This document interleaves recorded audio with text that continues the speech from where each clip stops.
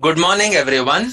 Uh, this is our, I suppose, fourth session on consolidation. So we are fairly familiar with what is the pattern of the consolidation process. We know what are the steps involved. We start up with the consolidated balance sheet and preparation in Schedule 3 format. It will be practically the same. Only thing is two new items are going to come. The first one is goodwill, which will go under, which will be reflected under the asset side, under non-current assets after property, plant and equipment. And the other one is non-controlling interest, which will sit in your equity and liability side under the head equity after other equity as a separate line item. So these are the two changes. Then the next one would be notes to consolidation, the consolidated balance sheet. That is, the first one is note number 1, where you record the assets and liabilities of the parent and the subsidiary as it is. Then you prepare note number 2, that is share capital, which will be nothing but the share capital of the parent. And then you prepare note number 3, which is a consolidated other equity note. This figures in note number 3 will come from working note 1 that deals in detail about each item of reserve that is there in the balance sheet of the parent as well as the subsidiary. Then we have working note 2, that is the cost of control account, which is basically comparison of the net assets on the date of acquisition with the cost of investment that is made. Then the third one you have is the NCI account, and the fourth one is analysis of reserves of the subsidiary, which is basically dividing them into pre-reserves and post-reserves, and later on further allocating them between the parent and the NCI. So this was the consolidation process, which we have already seen in a couple of questions. Then we move on to consolidation adjustments. We have done fair value adjustment, which is by far extremely important. Fair value adjustment needs to be done because I need to get the correct value of goodwill as on the date of acquisition.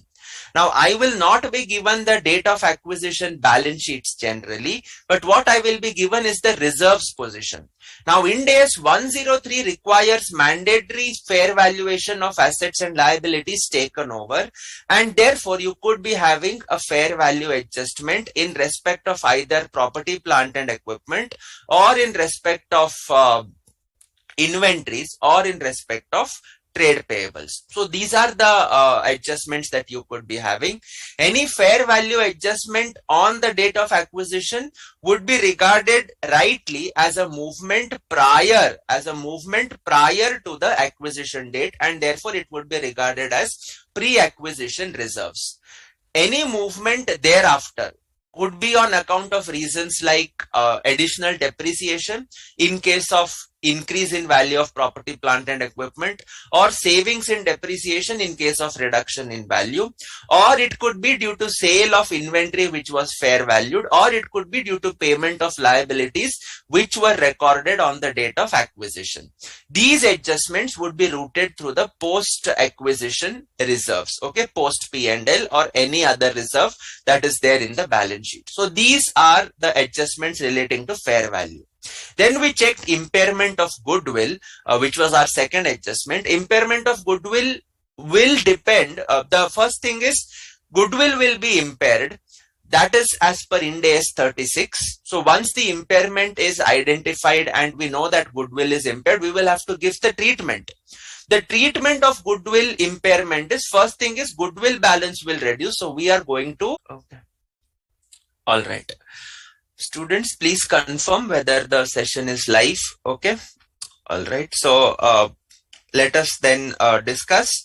So if the goods are sold by parent to subsidiary and subsidiary to parent, then what is going to happen is, if the recipient sells it to outsiders outside the group, then there is no adjustment required, because from a group perspective, we would have realized the profit.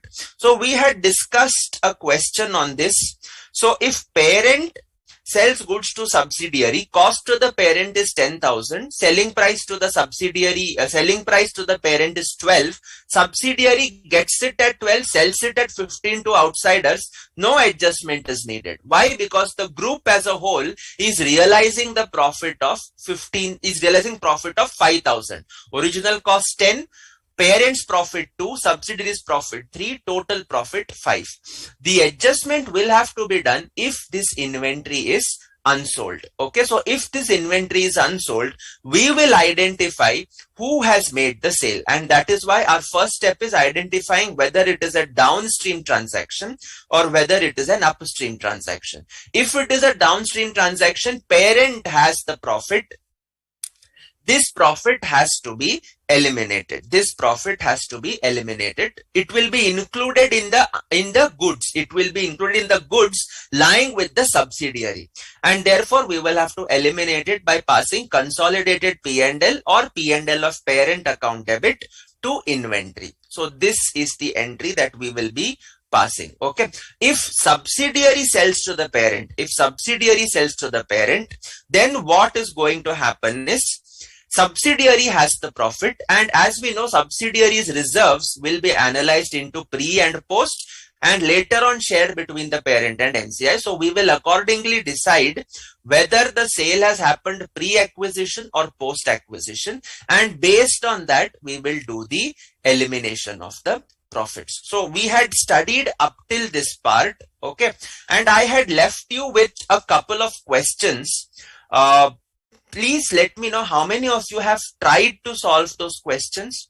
How many of you have tried to solve those questions? Anybody tried? Anybody tried? You are stuck somewhere or not stuck anywhere? Did any of you try the questions which I had told you?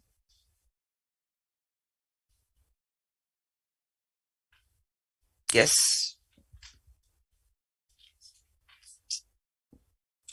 Okay, so doesn't matter if you have not done, I will be doing it. Okay, so coming to our questions, come to question 18. I had left this as homework for you. Okay, I had left this as homework. So we'll discuss question 18. Ram Limited, a parent company. Okay, so purchased goods costing rupees 100 lakhs from its 80% subsidiary Sham Limited at rupees 120 lakhs. Okay, so this is question number, our sheet, it's question number 18, page number 17. Okay, so here I have Ram Limited, that is the parent. Okay, good. Parent, and then I have Sham Limited, that is the subsidiary. That is the subsidiary. Okay, so Ram purchased from Sham. So can I say that Sham is selling the same to Ram? Yes. So this is the movement that has happened. So Ram is the purchaser and Sham is the seller. So what is the nature of this transaction? Flow is happening from the subsidiary to the parent, and therefore this becomes an upstream transaction. This becomes an upstream transaction. Okay, fine. So now let us look at the facts again. Purchase goods costing 100 lakhs at rupees 120 lakhs. Okay, so cost to Shyam is 100 lakhs. Selling price to Shyam is 120 lakhs. So profit for Shyam is going to be 20. Profit for Shyam is going to be 20. Okay. Now for the parent, cost will be 120. Cost will be 120. Has the parent sold something? Yes, look at the words. 50% of these goods are lying at the go down. That means the remaining 50% are not at the go down. It means they would have been sold. Okay, so less sold to outsiders. Sold to outsiders. This is COGS 60. So can I say that in respect of this 60 which is sold, the profits have been realized from a group perspective? Yes. So can I say that unrealized profit will be there only in this 60 which is unsold? So this is cost of unsold goods. This is cost of unsold goods. So the reversal of profit of 20 is not going to happen. Out of 20, I have realized half of it by selling the goods to the outsiders. And therefore, reversal will happen only of 10. Reversal will happen only of 10. So therefore, unrealized profit is equal to 20 was your profit on 120, but presently only 60 is there in stock. So this equals 10. So what will be your adjusting entry? What will be your adjusting entry on consolidation? Come on now. Who has made the profit? This is P&L of the subsidiary. This is P&L of the subsidiary. So ultimately this P&L will be shared between the parent and the NCI. But before that, we have to identify whether it is pre or post. Assuming that it is post, we will ultimately take it to consolidated P&L as well as the NCI. Okay, so we'll just write that part down. The P&L of Shyam Limited is ultimately attributable to the parent Ram Limited. How much will be attributable? 80%. And to the NCI, how much will be attributable? 20%. Assuming sale is taking place post acquisition.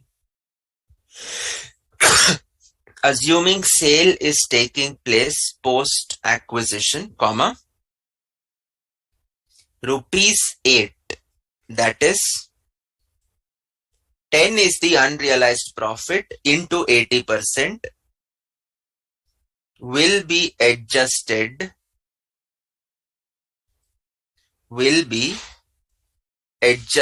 where? Will be adjusted against parent's share, na? So it will go to consolidated P&L. That is adjustment for the parent. And rupees 2, that is rupees 10 into 20% will be adjusted against whom?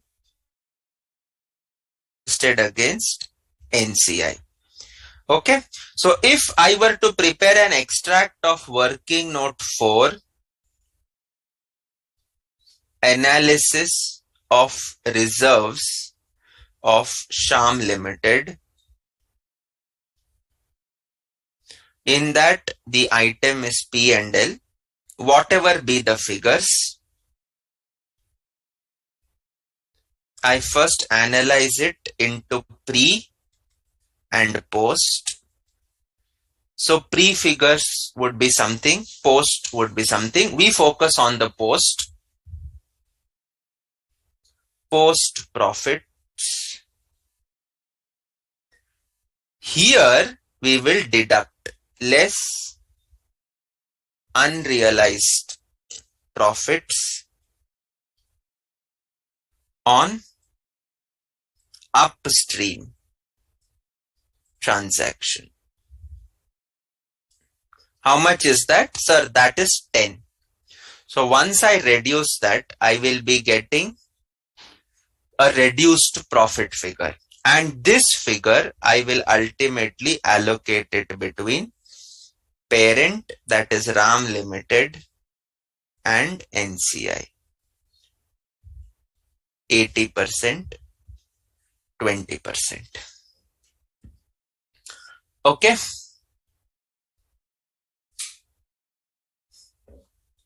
All right. So this is the impact on working note 4, analysis of reserves of Sham Limited. Analysis of reserves of Sham Limited.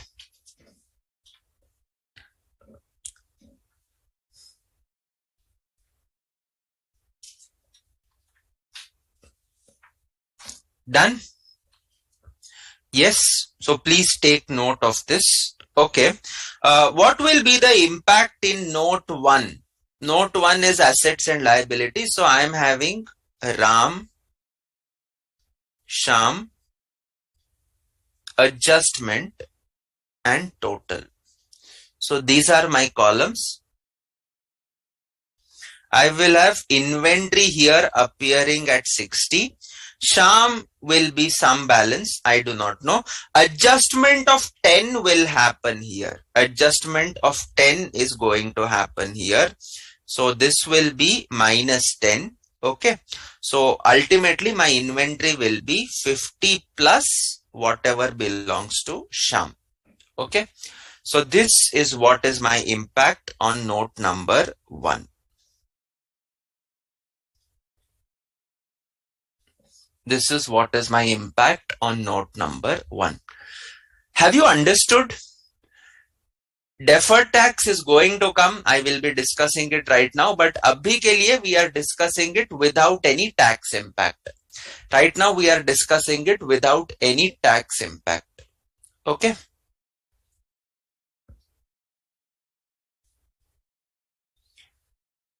Have you understood? Yes, Sai Ram has confirmed that he has understood.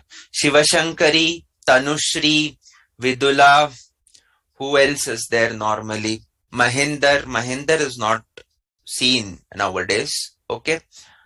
और कौन रहता है भाई session में? Jay Srivastav used to attend. He is also not there. Yes.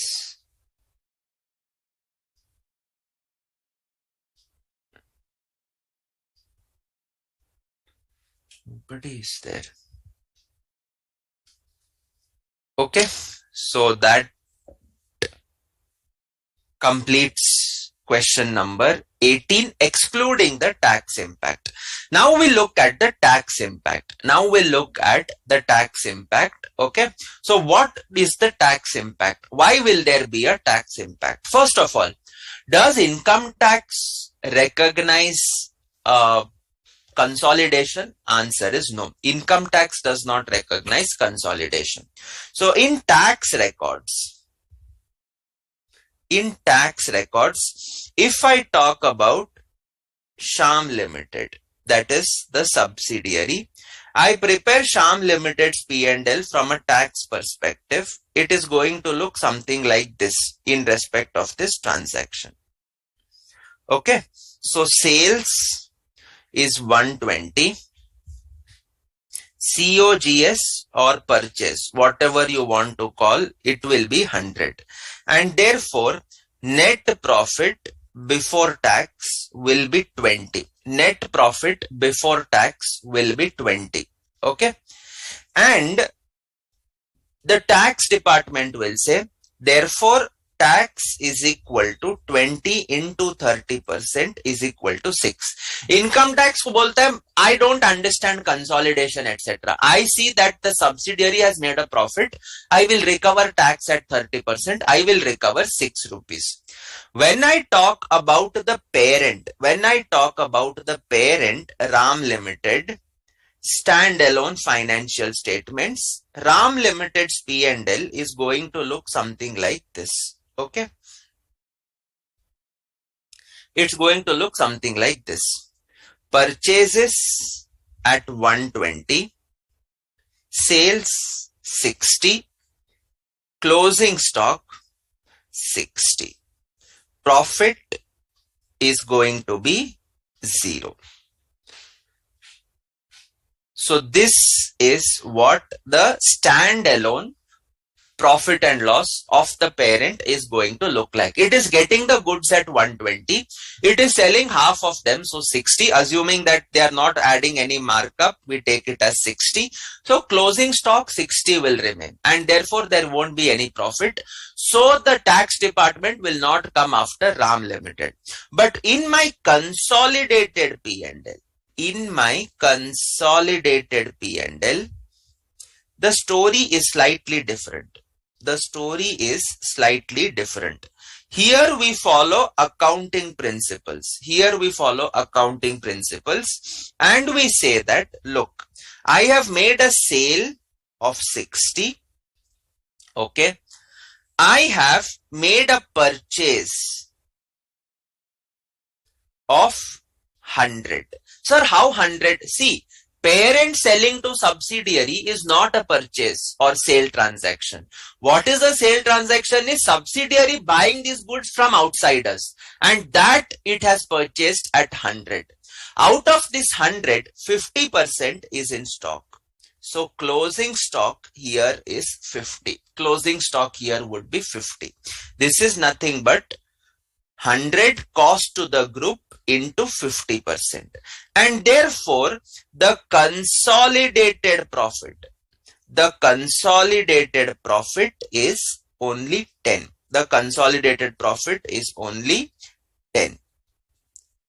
And therefore, based on the consolidated profit, my tax should have been 10 into 30%, that is equal to 3.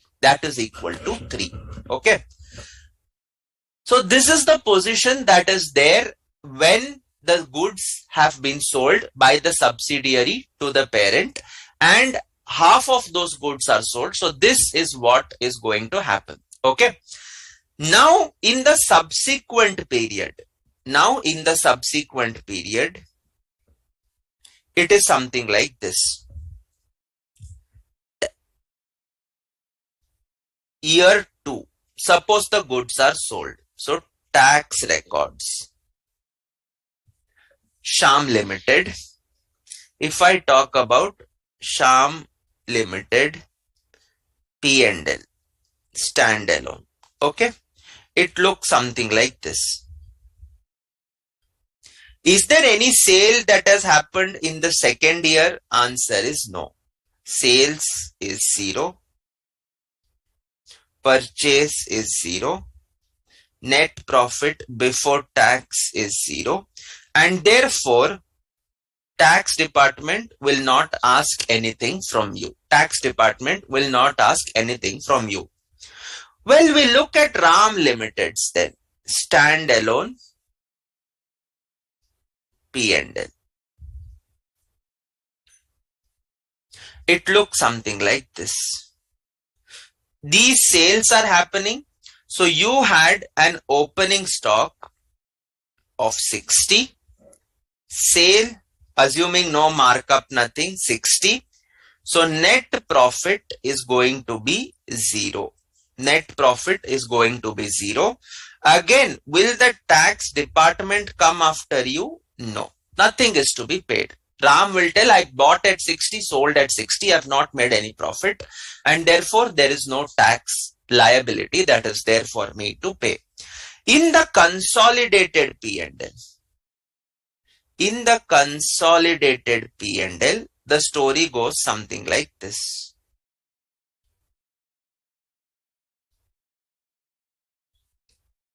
Sale would happen of 60, but the opening stock closing was valued at 50. So opening stock also will come at 50. And therefore profit will be 10. Profit will be 10.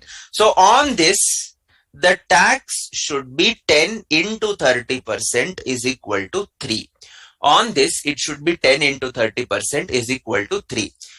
Will the tax department come to collect this? No, sir. Tax does not recognize consolidation, so tax department cannot come to collect this. But sir, there is a difference. Where there is a difference? The tax department collected 6 in year 1, which is actually 3 rupees of year 1 and 3 rupees of year 2.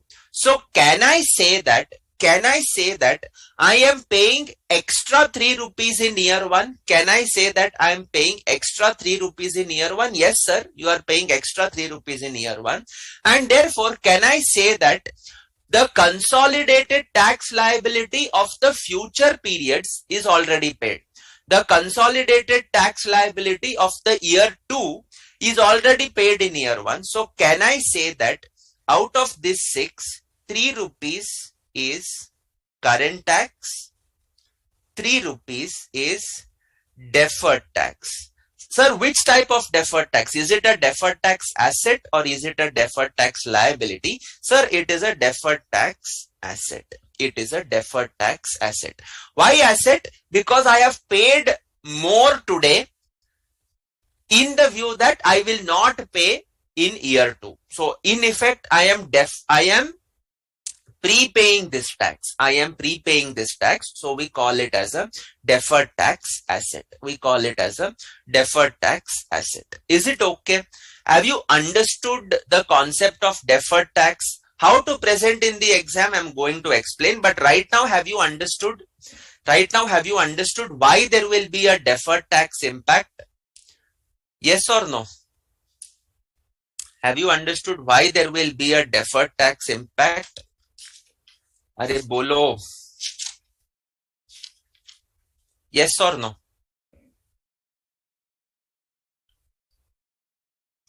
Have you guys understood why there will be a deferred tax impact? Tanushri, Sairam, Shivashankari, have you understood? Have you understood? Yes, Shivashankari has confirmed. Okay. So this is giving rise to a deferred tax asset. This is giving rise to a deferred tax asset. Okay. So how do I present this? How do I present this? Okay. So first point. So we will write this as impact of deferred tax. Impact of deferred tax. Impact of deferred tax. Okay, so you can note this down. First one, this is standard working for deferred tax. Okay, carrying value. This is as per consolidated books. This is in respect of inventory which is unsold. Okay, so carrying amount of that is going to be 50. This is based on accounting principles. As per accounting principles. As per accounting principles. Second, tax base. Tax base. This is as per income tax records. How much is this, sir? This was 60. This was 60. Therefore, deductible temporary difference. I understand that we have not studied Ind AS 12, this batch in particular. You will study, so that time you will come to know these terms. What is deductible temporary difference, taxable temporary difference. As of now, you just understand that deductible gives rise to a deferred tax asset. Taxable temporary difference gives rise to a deferred tax liability. Okay. So now, this is 10. That is nothing but 60 minus 50. Fourth one, therefore, deferred tax asset. Sir, where will this asset come? Will it come in parents' books? No. I am not doing any adjustment in parents' books. Parent ka standalone you have seen. Is there any problem in standalone when I record sales of 60, closing stock 60, purchase 120? Is there any problem here? There is no problem here. So as far as the parent is concerned, there is no deferred tax impact. Subsequently also, is there any deferred tax impact on the standalone? Answer is no. So parent standalone, this is not going to come. Sir, will it come in subsidiary standalone? No, because look at subsidiary standalone. Actually, there is a sale of 120. Actually, there is a COGS of 100. So there is an actual profit of 20. In the next year, I am not selling anything to the parent. And therefore, this is actually my liability of the current year. And therefore, it will be 20 into 30%, 6. From a standalone perspective, my liability is 6. But when I do from a consolidated perspective, when I move from a standalone to a consolidated perspective, I note that there is a 3 rupees deferred tax impact. There is a 3 rupees deferred tax asset that has to be recognized. Why? Because of accounting principles being followed during consolidation. Because of accounting principles being followed during consolidation. And therefore, where will DTA come? Will it come in parents standalone financials? Answer is no. Will it come in subsidiary standalone financials? Answer is again no. It will come in the consolidated financials. So deferred tax asset you can write in consolidated financial statements is equal to 60 minus 50 into 30%, that is 3. Why will this be a deferred tax asset? You will learn this, but for now you can just have this adjustment since value as per books is less than value as per tax. You will study this, what is written in bracket. Okay, you will study what is taken in bracket and then proceed. Sir, should we take only the value to the extent of common transactions between the parent? I didn't understand your question, Shivashankari. Value to the extent? Yes, because these are the transactions only between the parent and subsidiary. With the outsiders, it will not come in the it will not be coming in the elimination adjustment. These are transactions which are only between the parent and the subsidiary. Parent gives loan to subsidiary, subsidiary sells goods to parent, parent sells PPE to the subsidiary. All these are common transactions between the parent and the subsidiary. Okay. So that is what I have understood. What you have in mind, if you could elaborate, I can just help you out. Okay. So this gives rise to a deferred tax asset. This gives rise to a deferred tax asset.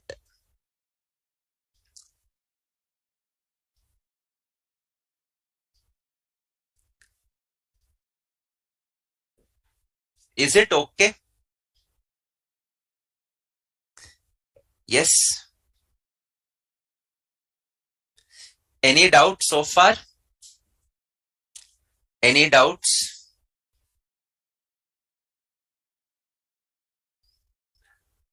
So Sai Ram's question was addressed as a part. Okay. Sir, should we only take the extent of common transactions between the parent and subsidiary for calculation of deferred tax asset? Yes. Right now, yes. But there will also be impact on fair value adjustments, etc. So I'll give a note right now about deferred tax. Okay. That is in fact part of our next theory. Okay. So we will look at the deferred tax. As of now, have you understood? As of now, have you understood this adjustment? Have you understood the impact of deferred tax? Yes or no? Please confirm, guys. It will be helpful. Okay, please confirm. What did I do? I shut down that. Okay, have you understood this part? Yes. Have you understood this?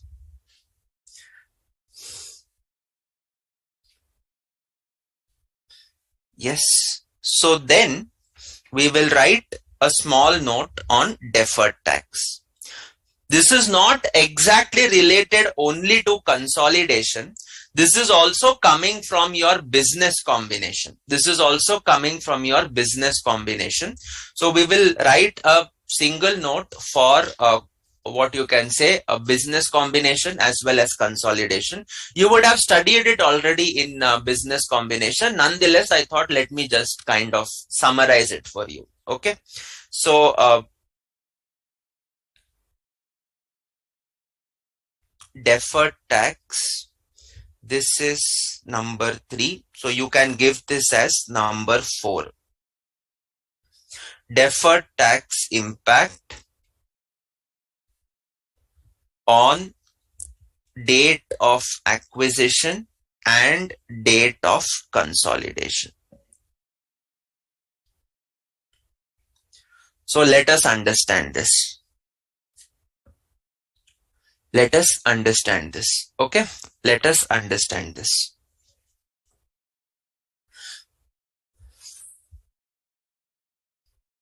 Deferred tax adjustments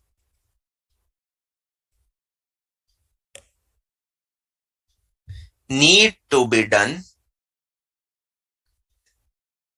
only if first one, fair value of net assets taken over and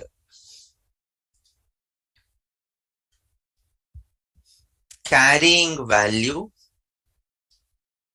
of net assets taken over is given. Both of them should be different. Okay, both of them should be different. It implies both of them should be different. Okay, carrying value means the old carrying value. Old carrying value means existing jo hai. Okay, old carrying value of net assets taken over is given, and the second condition is tax rate is given. Tax rate is given. So if these two things are there, then you have to understand that deferred tax adjustments need to be done. So in fair value adjustments we studied, did we have fair value of net assets given? Yes. Did we have old carrying value given? Yes. In our problem, tax rate was not given. But if tax rate were to be given, did we have to consider deferred tax? Yes. Okay. Did we have to consider deferred tax? Yes. Okay. In this case of parent to subsidiary, subsidiary to parent, am I given the cost? Yes, that is the carrying value. Am I given the fair value? Yes, the sale is assumed to be happening at fair value, or what I can say, an amount other than the cost price, an amount other than the carrying amount. Okay. So you could take it as fair value, or you could take it as any other amount other than the carrying amount. Okay. And the tax rate is given. Okay. So now we move on the date of acquisition. This is Ind AS 103. This is Ind AS 103. You would have done this, but I am just giving you a brief idea. Deferred tax is equal to temporary difference into tax rate. So when I talk about temporary difference, it gives rise to two impacts. Okay, one is a deferred tax asset, the other is a deferred tax liability. Okay, so fair value,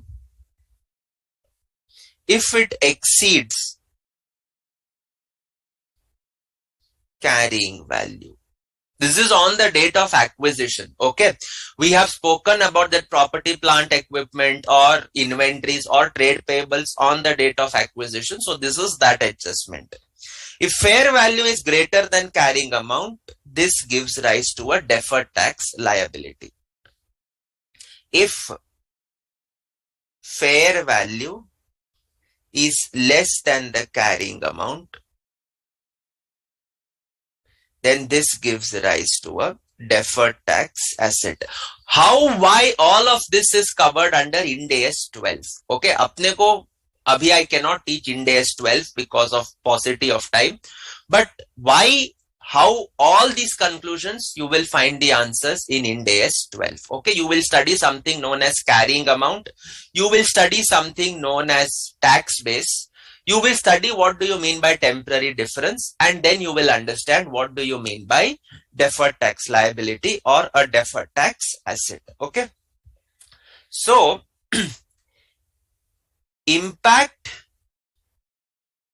at the time of business combination. Now see, just look at this question which we had done in the last class. Okay, the last class we had done this question, right? So look at this Orange County and Blue Heavens. Okay, see, am I given carrying amount? Yes, it is 3,000. Am I given fair value? Yes, it is 3,300. So can I say that in my books the value has gone up by 300? Can I say that in my books the value has gone up by 300? Yes. So in this case, can I say that fair value is greater than the carrying amount? Yes, fair value is greater than the carrying amount. So what should be created? This is a temporary difference. This is a temporary difference. Sir, why do you call it as a temporary difference? See, whenever we do consolidation in academically, institute assumes one thing: carrying amount is equal to the tax base. This is what is being assumed by the institute, which is partially correct. I won't say it's wrong, it's partially correct. And therefore, what will happen is in the tax records, you are going to depreciate 3,000. You are going to depreciate 3,000 over the useful life. In this question, I suppose it was how many years? Have they given how many years? Yes, over the remaining 20 years. Okay. So they would depreciate 3,000 over a period of 20 years. Ultimately, for consolidation purposes also, we would depreciate 3,300 over 20 years. Yes.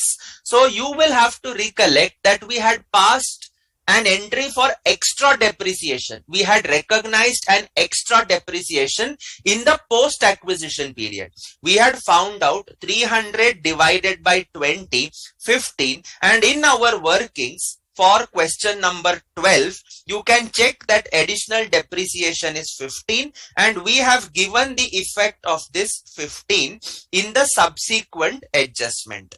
And this is what is going to happen. So what happens is you will accelerate your depreciation in the consolidated books. You will accelerate your depreciation in the consolidated books, whereas in the tax records, depreciation will be recorded at 3,000. So ultimately, after 20 years, they will all go and meet at a particular point of time. They will all go and meet at a particular point of time.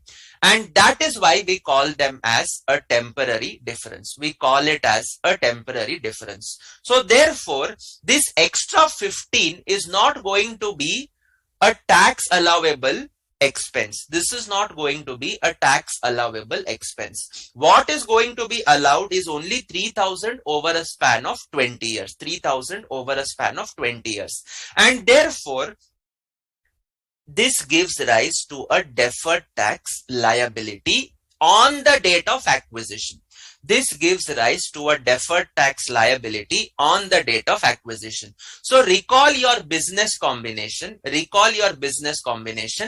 We had particular steps. Step number 1 was identify the acquirer. Step number 2 was identify the date of acquisition. Step number 3 was determine the purchase consideration. Step number 4 was compute the net assets taken over. Step number 5 was NCI, and step number 6 is goodwill. So deferred tax will start to impact 2 steps, that is step number 4 and step number 5. Step number 4 is net assets taken over. When you are taking over the net assets, by virtue of Ind AS 103, you will mandatorily take over the net assets at 3,300 because it requires a fair value takeover. It requires a fair valuation of net assets taken over. So mandatorily you will take it at 3,300. But for tax records, your asset is worth only 3,000.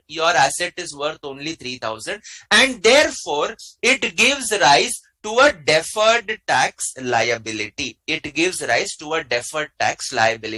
And therefore, can I say that my net assets taken over will be now 3,300 minus the DTL that I am now going to recognize? Can I say this? Yes. Yes. So now my net assets is going to be 3,300 minus whatever is the deferred tax liability that I am going to recognize. So assume it is your tax rate is 30%. Then what happens is you are taking the building and other PP at 3,300. But because of the increase in fair value, what is happening is you are creating a deferred tax liability. How much? The difference 300 into 30%. So that gives you 90. So you are also creating a deferred tax liability alongside. And therefore, your net assets which you're ultimately taking over is 3,300, no doubt. But you are also creating a deferred tax liability. And therefore, this gives rise to 3,210.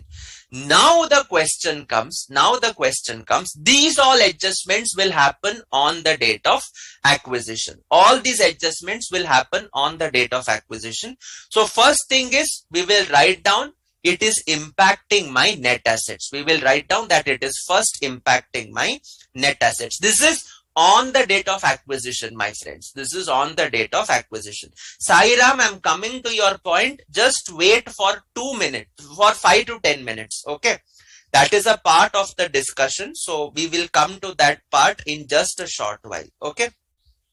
So now what is going to happen is impact at the time of business combination.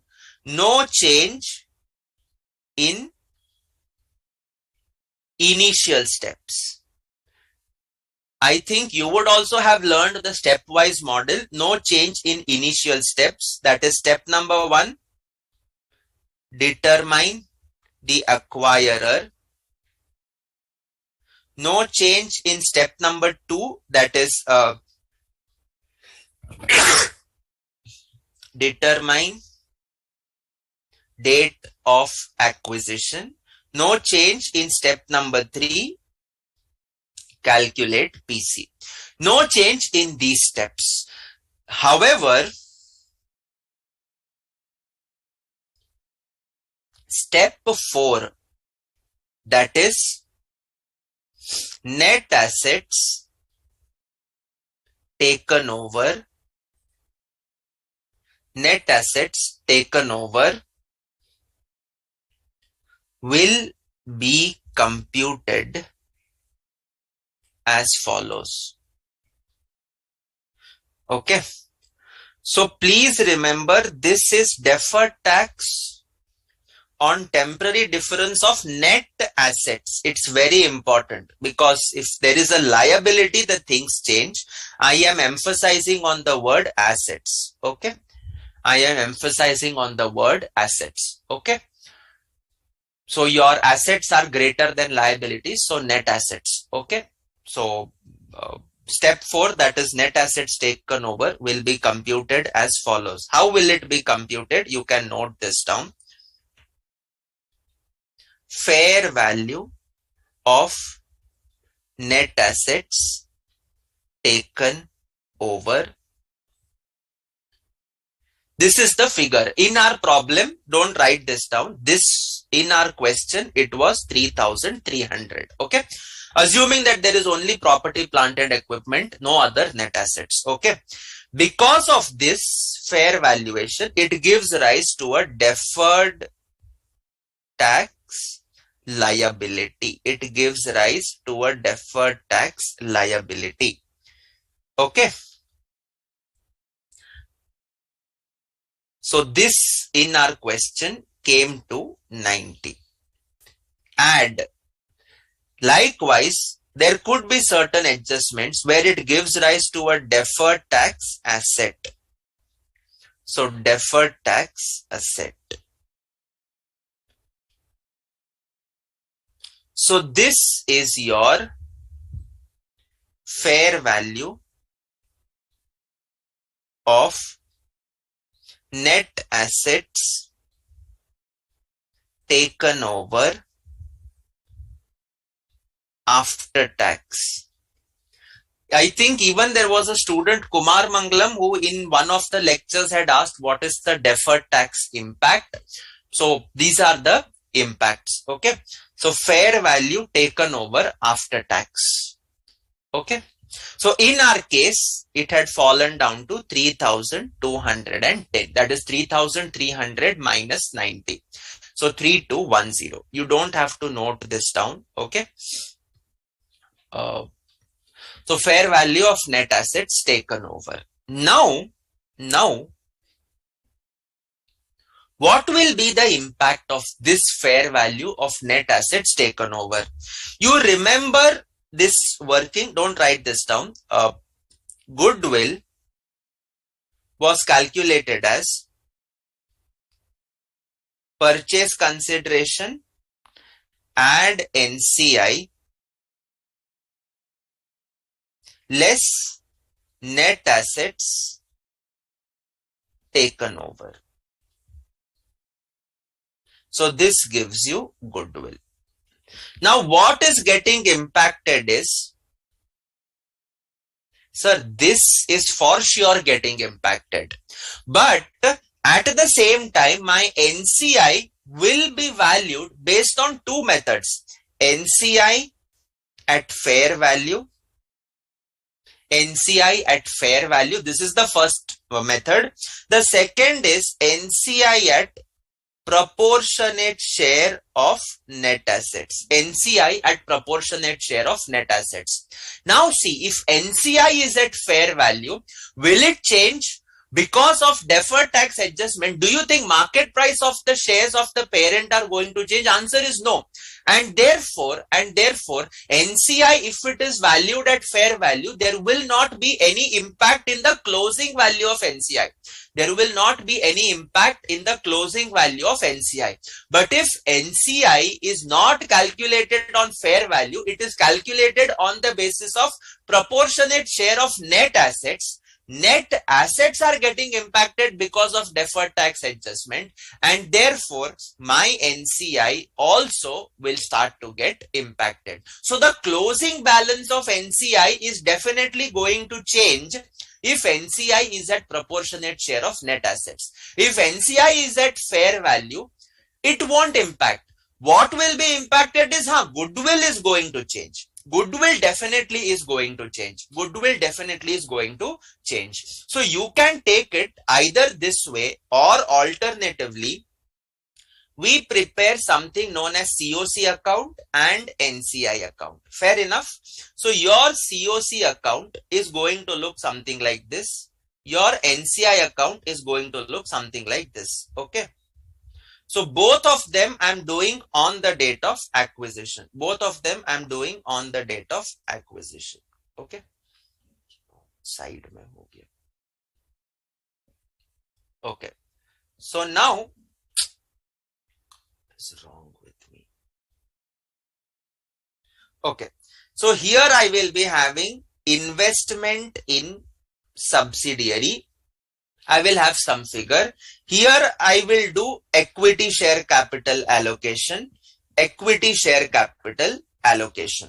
Now, if I do consolidation time, these fair value adjustments are hitting my pre-acquisition reserves. Yaad karo, 3000 becoming 3300. Which reserve did it affect? Sir, it affected my pre-acquisition reserves. And therefore, ultimately, this 90 also will start to affect my pre-acquisition reserves. Why? Because deferred tax of 90 arose on the date of acquisition, and therefore my pre-reserves will be nothing but fair value plus deferred tax adjustments. It could be deferred tax liability, in which case there will be a reduction in the reserves. It could be a deferred tax asset, in which case there will be an addition. So pre-reserves will be affected, and likewise here also the pre-reserves, the share of NCI will be affected, plus deferred tax adjustments. When I said plus deferred tax adjustments, it means the reserves will reduce if it is a deferred tax liability. The reserves will increase if it is a deferred tax asset. Sir, will the standalone reserves get affected? No. These adjustments happen only at the time of consolidation. So, iska impact NCI pe bhi hoga. This impact will also be there in the NCI. So, if this is 80%, this is 20%. What will happen is my NCI also starts to get affected. So you can now check here, NCI at proportionate share, ultimately this figure is what flows to my NCI. Okay, जो भी net assets का value है, proportion of that will be added to NCI. And here also, because of my deferred tax adjustment, what is going to happen is closing balance of NCI will start to get affected. In the case of COC account, ultimately the balancing figure becomes goodwill, and therefore goodwill in any case will obviously get affected. Sir, if you followed NCI at fair value, then closing balance will be at fair value. This is not going to change. This is at fair value. But what is going to change is the goodwill attributable to NCI is going to change. So either you look at fair value of net assets, either you look at this working, which is under Ind AS 103, or you look at the COC account and the NCI account on the date of acquisition. Both the cases, the impact remains the same. That is, if it is net assets at NCI at fair value, then closing balance of NCI will not change. If it is NCI at proportionate share of net assets, NCI value is going to change because of deferred tax adjustment, because we allocate pre-acquisition reserves to the NCI, and those pre-acquisition reserves are getting adjusted because of deferred tax impact, and therefore closing balance gets affected. Whether you follow NCI at fair value or NCI at proportionate share, one thing is getting impacted for sure in both the cases, and that is your goodwill. Is it okay? Have you understood? I have spent roughly about more than 15-20 minutes. Have you understood the impact on the date of acquisition, guys? Have you understood the impact? Yes. Please confirm. Have you understood the impact on the date of acquisition? I know it's a little bit difficult for you to appreciate right now because it is you do not know the deferred tax standard as such. At least those of you who are watching batch 4. Okay, those of you who are watching batch 3 and prior to that, then you would have studied deferred tax. I think in fact I took it for batch 3. So you should at least kind of be able to correlate. But so far, have you understood? Guys, please respond. Your response is very crucial for me. Okay.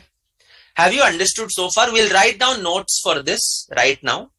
But समझ में आ गया अपने को? Yes. Sairam, Tanushri, Shivashankari. It's just these guys who are there.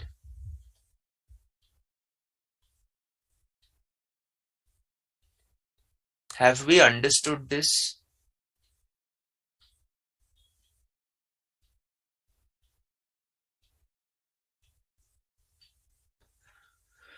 Please respond. Please respond, guys. Sir, can you solve one question for better understanding? I'll see. If time permits, I will definitely do that. Okay, I will definitely love to do that. Okay, but at least have you understood the impact? Have you understood the impact?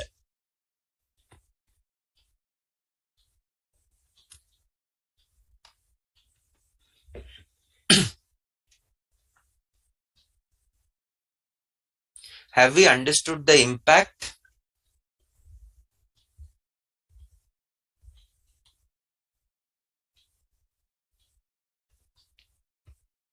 Yes, guys, Tanushri, Shivashankari. Who else is there? Vidula, if you're watching. Mahinder.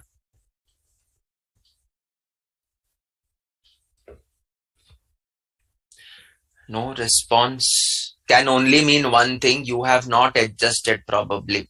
You have not understood. Okay. So write down, due to the above adjustment, comma, NCI would also change if calculated using the proportionate net assets method. Using the proportionate net assets method.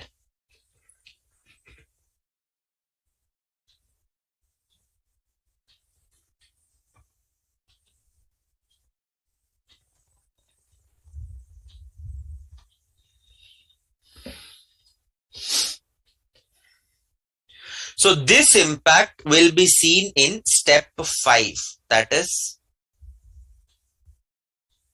calculation of NCI. Okay.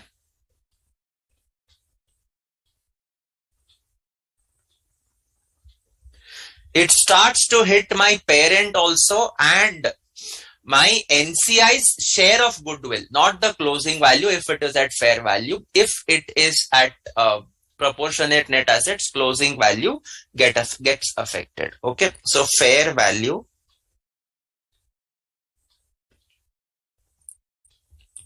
no change in closing balance on account of deferred tax adjustments.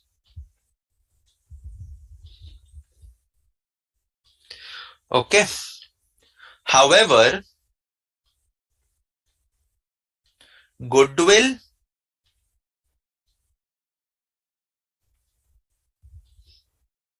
attributable to NCI will change as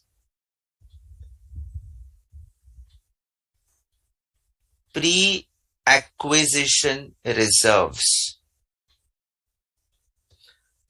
or net assets on date of acquisition are changing due to deferred tax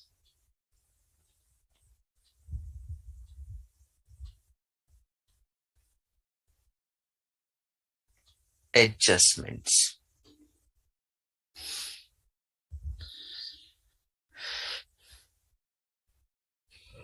Okay.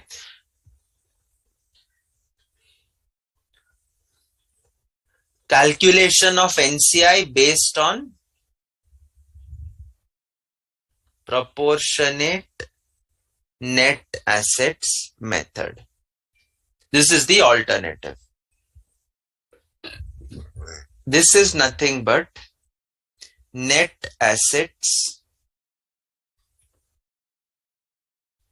after deferred tax multiplied by proportion of NCI stake.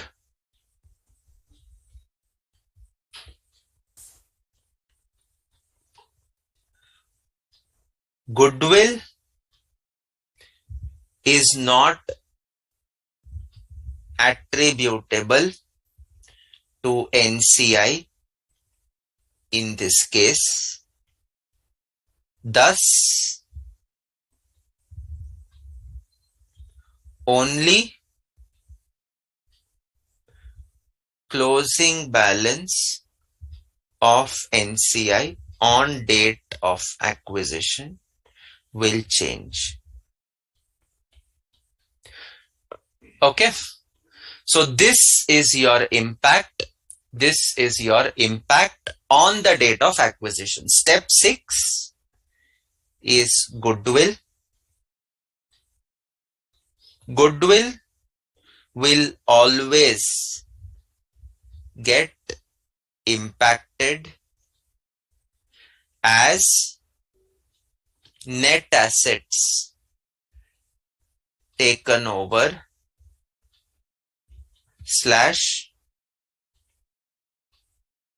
pre-acquisition reserves change due to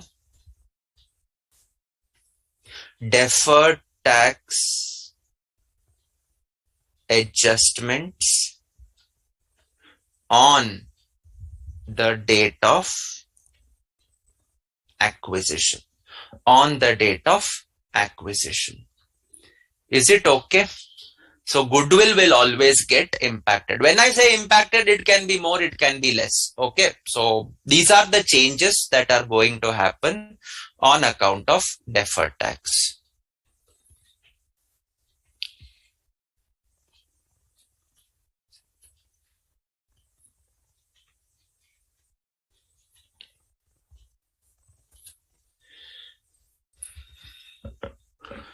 Is it okay?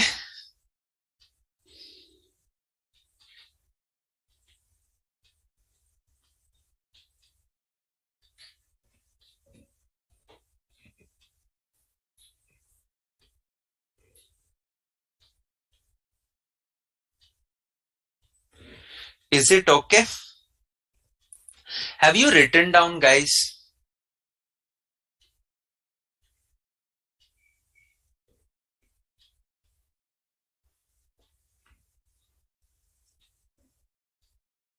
Have you written down? Yes. Shivashankari, did you follow? So deferred tax is not only related to common items, it could also be related to uncommon items like fair value adjustment. Like fair value adjustment. Okay. All right. So now, so we will just do a small example for this. Okay. So example, you can note it down here only. Fair value of net assets is equal to 3000. Sorry. Is equal to, I'll take the same question and modify it, 3300. Carrying amount of net assets. This is of S. Of S, that is the subsidiary. P acquired 60% stake in S for 1 second. We have to get the figures right. 60% I'm saying, right? Okay. For 2000.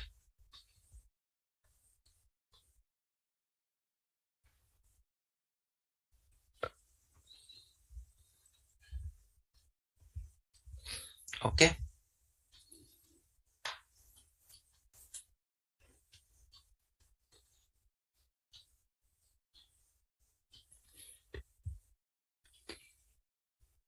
NCI based on market value of S Limited's shares is equal to 1500.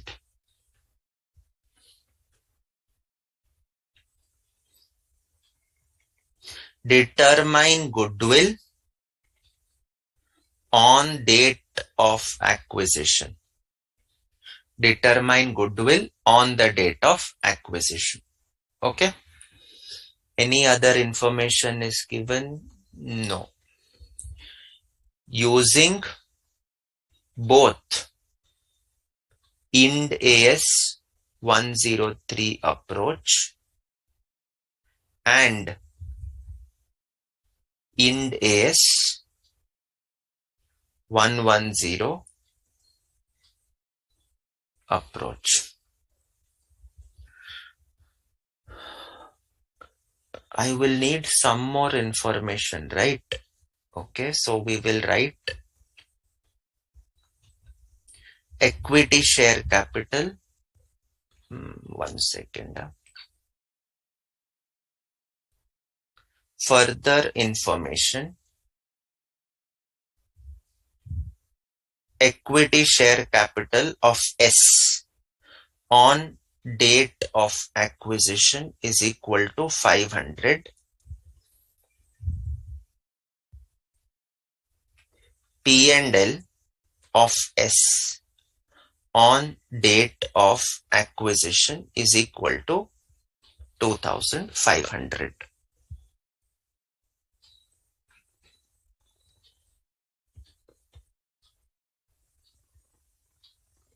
Is it okay? Just note this problem down. I hope I'm going on the right path. Okay.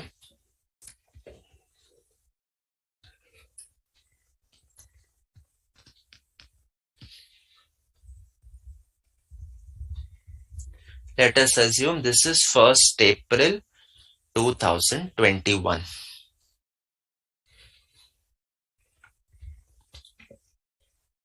Just note this question. Note this question. Today I'm spending more than 1 hour for deferred tax. आपका syllabus कैसे होगा?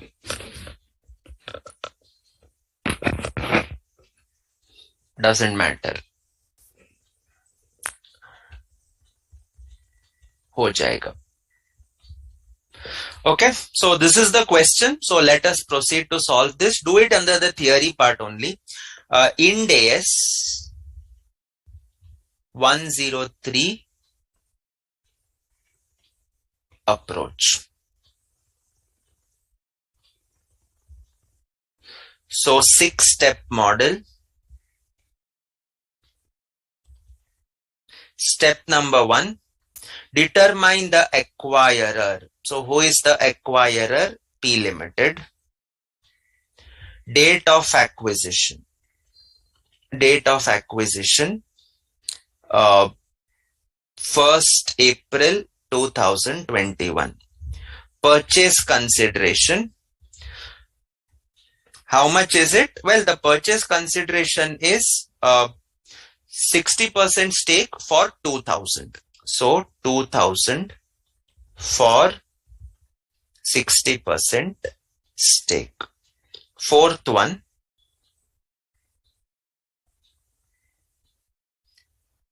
net assets taken over. net assets taken over,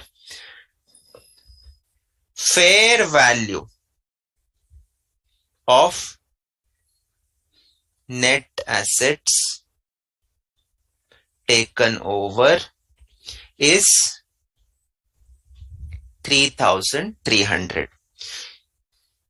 You can leave about 2 to 3 lines and below that you can write. अच्छा tax rate मैंने दिया नहीं है क्या? Tax rate is equal to 30%. Okay, tax rate I have not given. So tax rate is equal to 30%. Okay, fine. So fair value of net assets taken over is 3,300. You can leave about 2 to 3 lines. Below that you can write down fair value of net assets 3,300.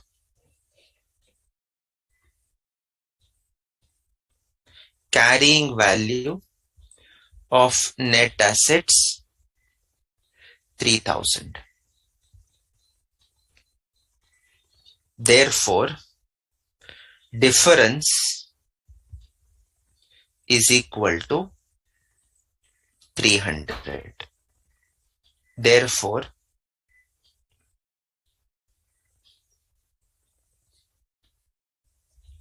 deferred tax asset. Deferred tax, not asset, sorry, liability.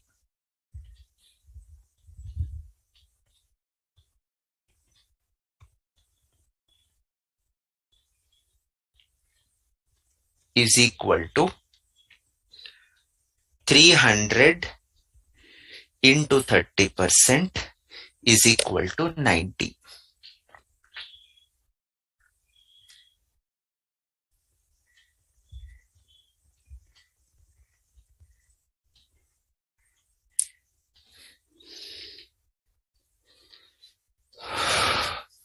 Okay. So less deferred tax liability 90. So this comes to 3,210. Now number 5, NCI. This I will write it as 5A. Okay. 5A. NCI at fair value. This is given to me to be how much? NCI based on market value, this is 1,500. Okay. 1,500. And here I will write 5B. NCI at proportionate share of net assets is equal to, my net assets are worth 3,210 into NCI stake is 40%. So 3,210 into 40%. So this comes to 1,284. This comes to 1,284. So this is step number 5. Step number 6A, because NCIs are different and therefore goodwill also will become different. Okay. So under 6A, goodwill can be calculated as purchase consideration 2,000. This is for a 60% stake. Add NCI 40% stake. This is at fair value. So total is 3,500. This is 100% less net assets. Fair value 3,210. So that gives you 3,500 minus 3,210, 290. This is your goodwill on date of acquisition. This is your goodwill on the date of acquisition. Alternatively, if I do 6B, goodwill, purchase consideration for 60% stake is 2,000. Add NCI, this is at proportionate share, 40,000. So 1,284. So this comes to 3,284. This is 100%, value of 100%, which you have determined. But what is your actual net assets fair value? Sir, that is 3,210. So this gives rise to 3,284, 3,210. Goodwill on date of acquisition. Okay, 74. Goodwill on the date of acquisition is 74. Actually, if possible, I know it's a little bit difficult right now. If possible, make a small change in the question. These figures are not coherent. Okay. Make this as 2,500. Then the figures appear to fall in place. Okay. Nothing wrong in this. So purchase consideration is 2,500. So sorry for that.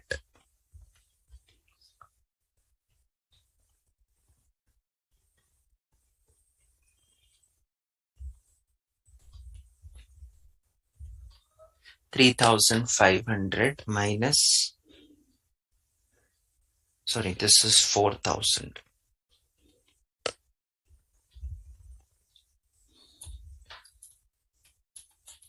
$790, and here this is 3,500,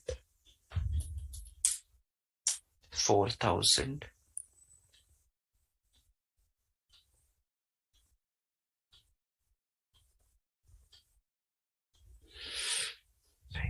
क्या हो रहा है? This is 2,500, 3,784 minus 3,210. Yes, this takes care of the question. I just made that small change of increasing the PC by 500. Okay. So based on your 6-step approach, the goodwill is going to come at 790 as well as 574. Have you understood this part? Yes. Have you understood this part? Yes or no?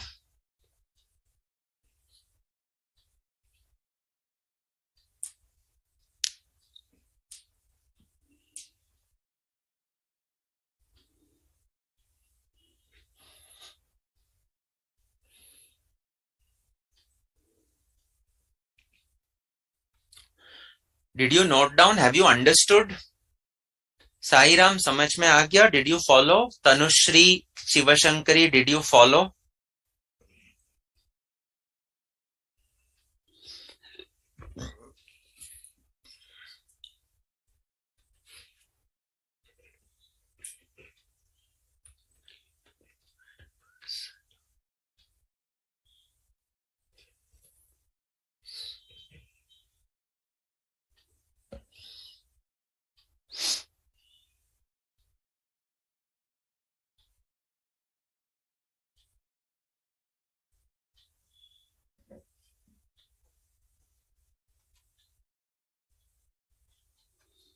Done? Okay, fine. So let us then proceed to solve using the COC account. Okay, so we did by Ind AS 103 approach. Now we will do Ind AS 110 approach.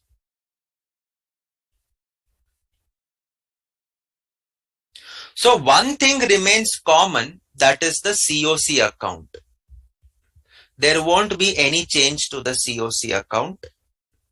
So I will have only one cost of control account. But I will have two NCI accounts. One is at fair value, one is at proportionate share of net assets. Fair value. And one is at proportionate share of net assets.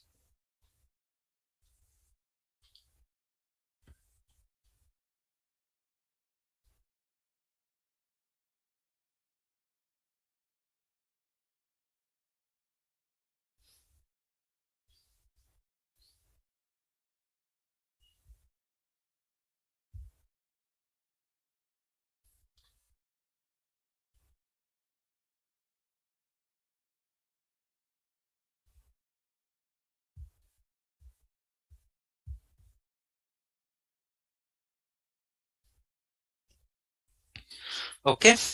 So in your COC account, you will be having investment in S 2,500.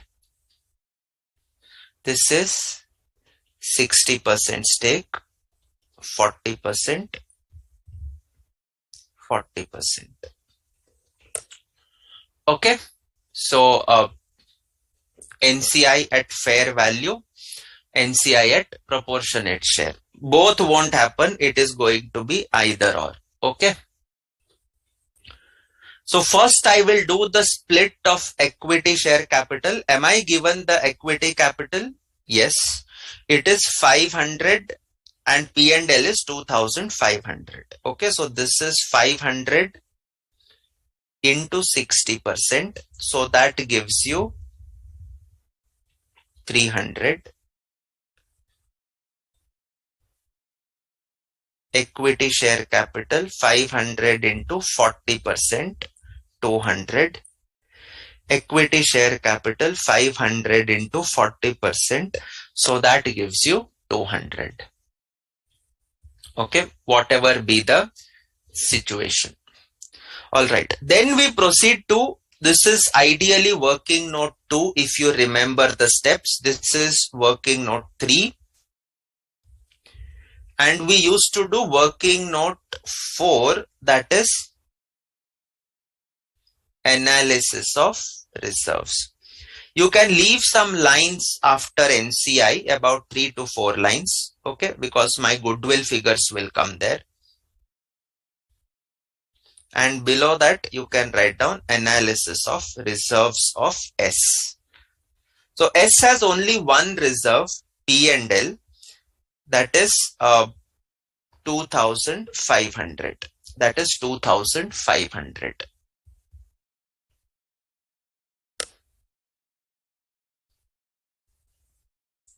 I'll be splitting it between pre and post. In the pre-reserves, balance on date of acquisition is 2,500. This is 0. This is 0. Because of fair valuation, what has happened is a deferred tax liability got created. So what would be the entry? There is a fair valuation that has happened. Okay. There is a fair valuation that has happened. First of all, we give the effect for fair valuation. Add fair value, not fair value, increase in fair value of net assets. 3,000 became 3,300. So fair value increased by 300. So the entry will be net assets account debit to pre-acquisition reserves. Okay. So this is 300. This is 300. Is it okay? Yes. So 2,500 increases by 300. And by virtue of this, what is going to happen is less deferred tax impact. Deferred tax impact. This is 300 into 30%. The entry for this is going to be pre-P&L account debit to deferred tax liability. Pre-P&L account debit to deferred tax liability. How much is this going to be? Well, this is going to be 90. This is going to be 90. And therefore, this split comes to 2,800 minus 90, 2,710. No other adjustments. So this we split between P and NCI. 60%, 40%.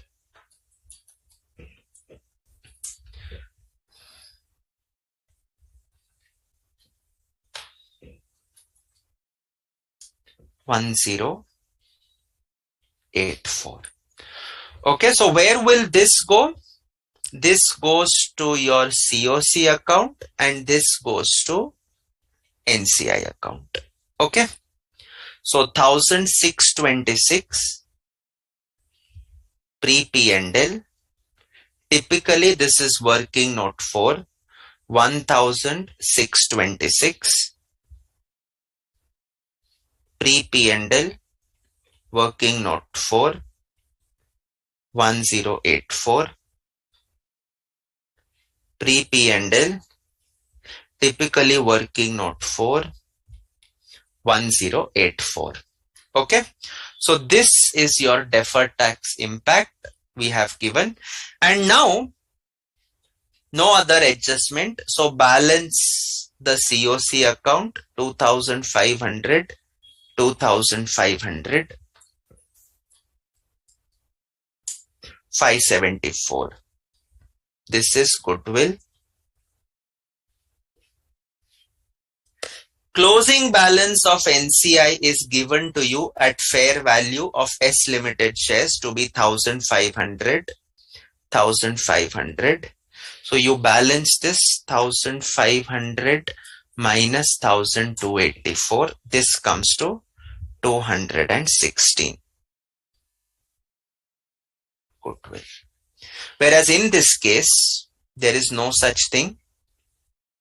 Whatever is there is the closing balance.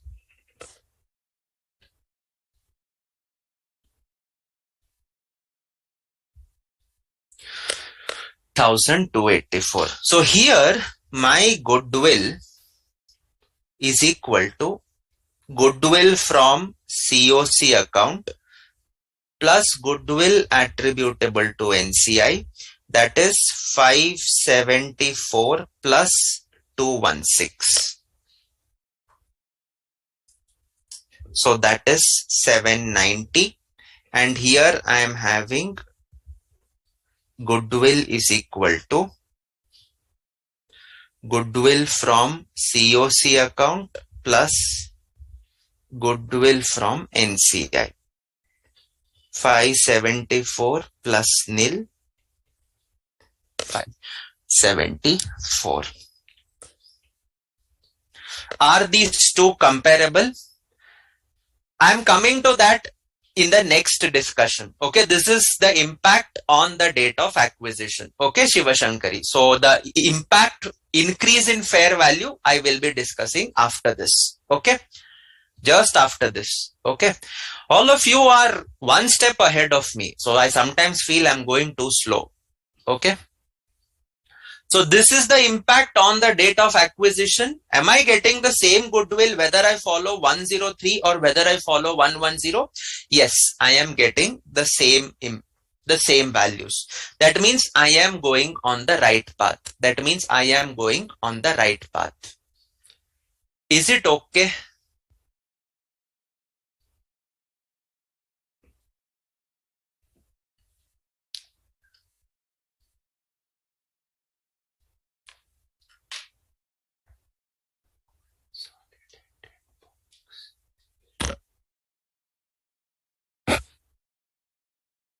Is it fine? Everyone, is it fine?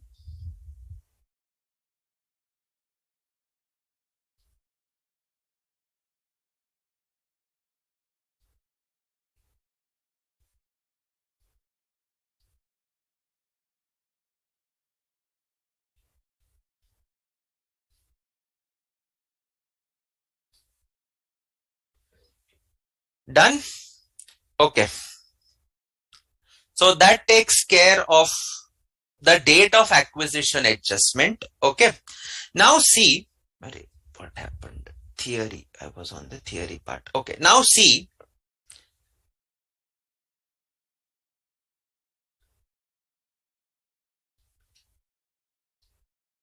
let us assume that these net assets are nothing but property, plant and equipment. Nothing else is there. So assume remaining useful life of net assets is equal to 10 years. Okay. So this is the assumption that I am going to make. This is the assumption that I am going to make. All right.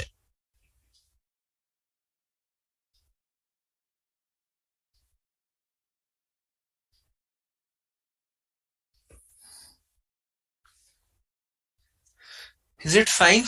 Okay. So let us then proceed further. Let us then proceed further.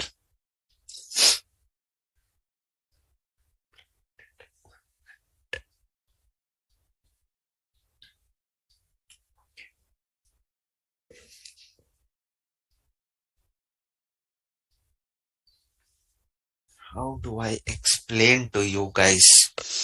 Okay. Now just a second. Don't write this part. This is rough. Okay.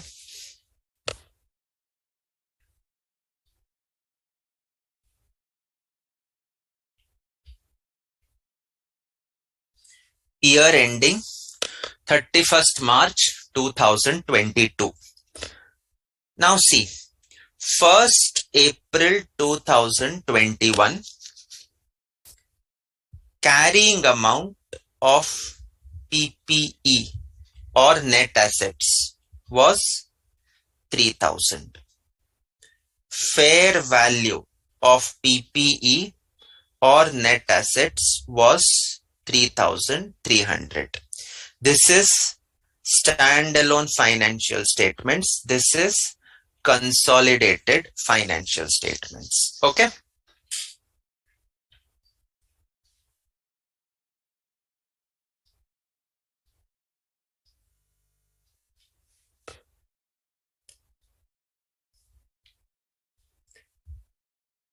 Depreciation for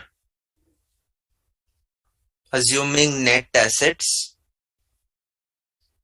for 2021-22.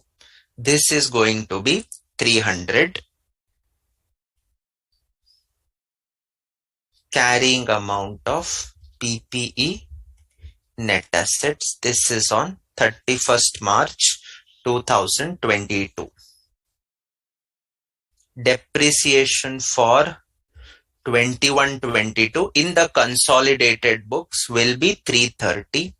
So my carrying amount comes to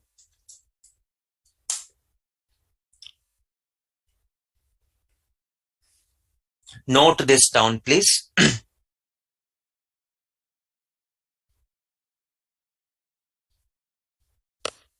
Note this down.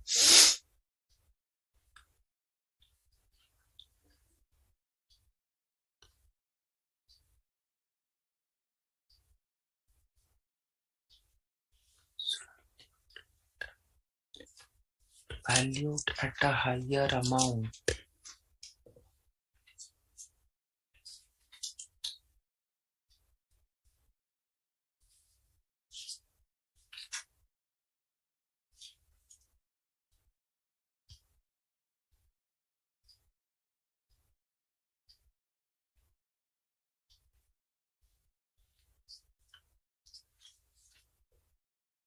Done? Have you noted this down?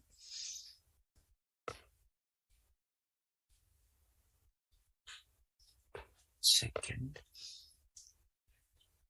Screen.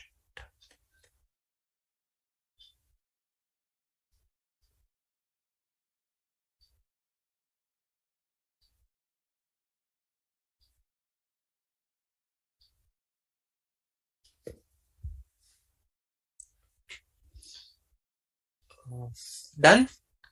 Have you noted down? Please respond.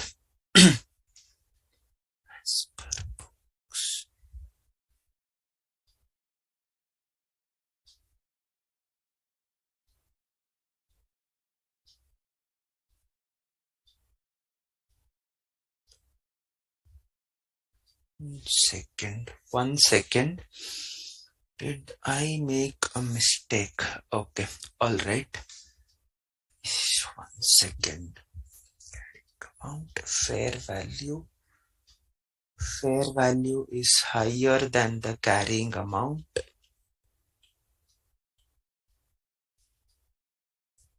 This gives rise to a deferred tax liability. Okay, so this part is right. Now, depreciation. Okay.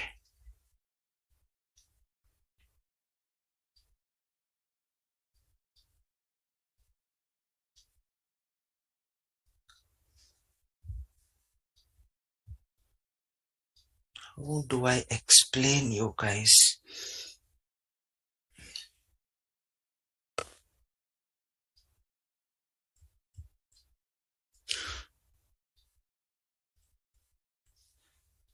Just a second. Just give me a minute. I have to refer some material. Well, give me 2 minutes, please.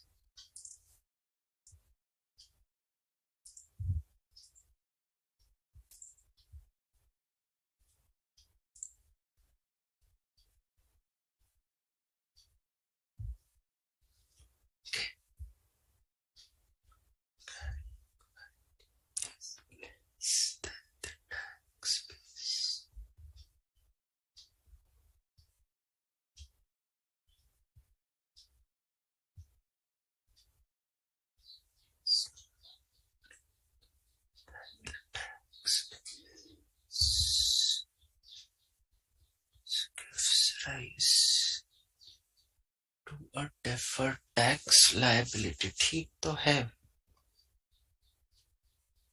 Okay.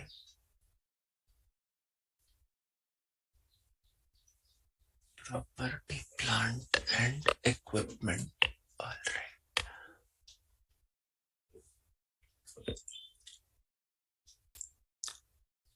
What I'll do, guys, I'll just give you a small 5-minute break. I have to just work out on these figures. Somewhere I'm getting a little bit doubt. Okay, so we take a 5-minute break right now.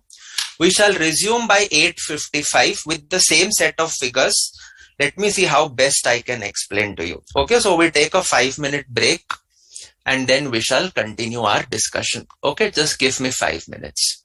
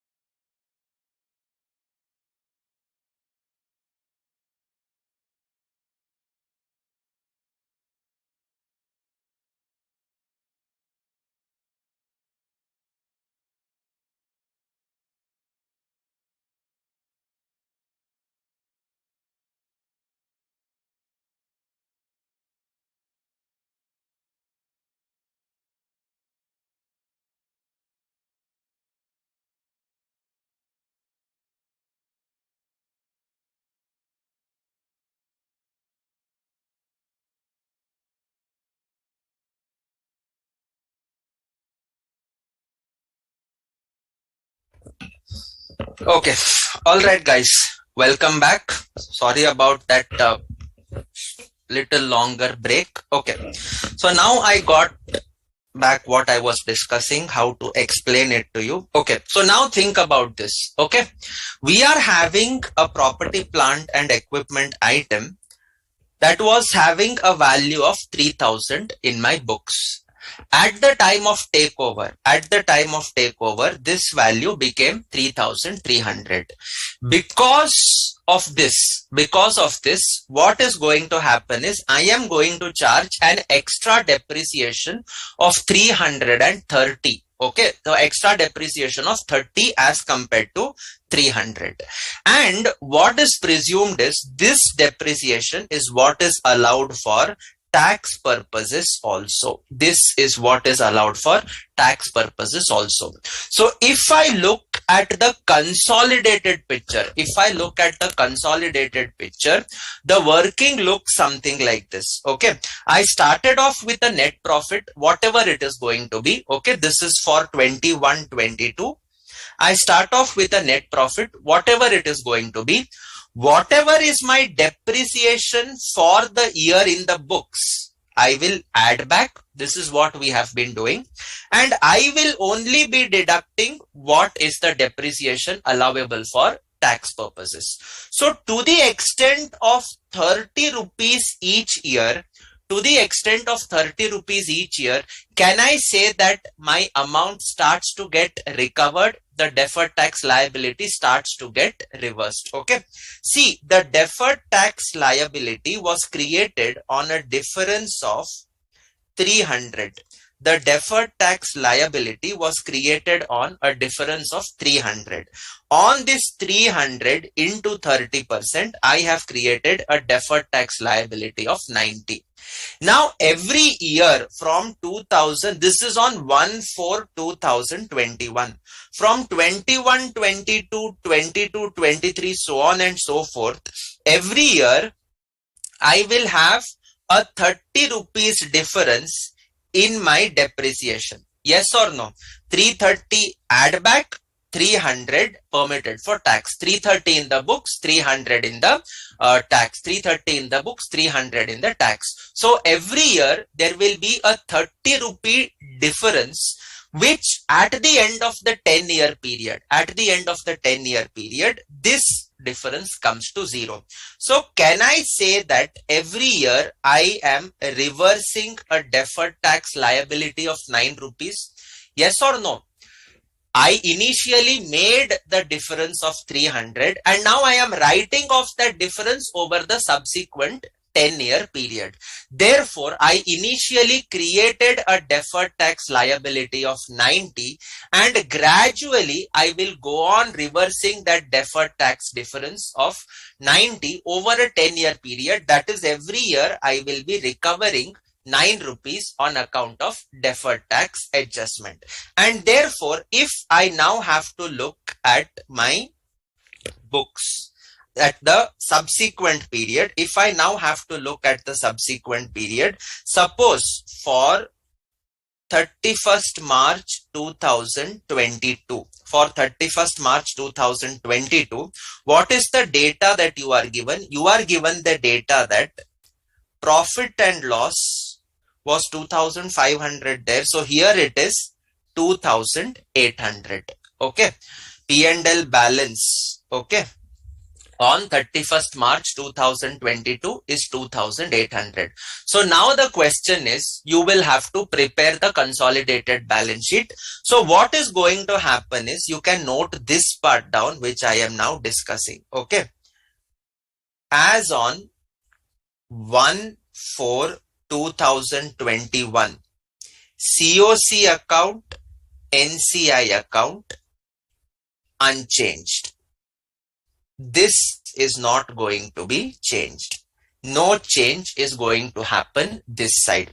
However, the change is going to happen in the post-acquisition profits. So working note 4, I will have analysis of reserves. I will have analysis of reserves. In the analysis of reserves, I have my P&L appearing at 2,800. This P&L of 2,800, we split between pre and post. So balance on 1st April 2021 was 2,500. So my profits for 2021-22 is going to be 300. Later on, I had fair value adjustment. This profit went up by 300. And because of the fair value adjustment, I had a deferred tax impact. This deferred tax impact was of 90. And therefore, I came back to 2,710. This was the net reserves that I ultimately split between the parent and the NCI. Okay. We were placed at this stage, parent NCI, this was 1,626, 1,284. This went to your COC account. This went to your NCI account. We were placed at this stage at the end on the date of acquisition. Now I am having profit for the year 2021-22 appearing at 300. Okay.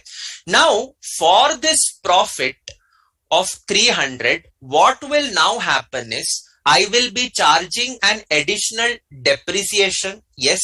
So therefore less additional depreciation on fair value adjustment. So this comes to how much? This comes to 30. And therefore this balance comes to 270.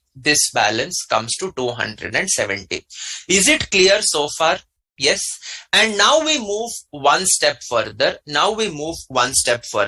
This deferred tax impact, which I had reduced initially on account of a deferred tax liability, ultimately I will be charging more and more depreciation in the consolidated financial statements.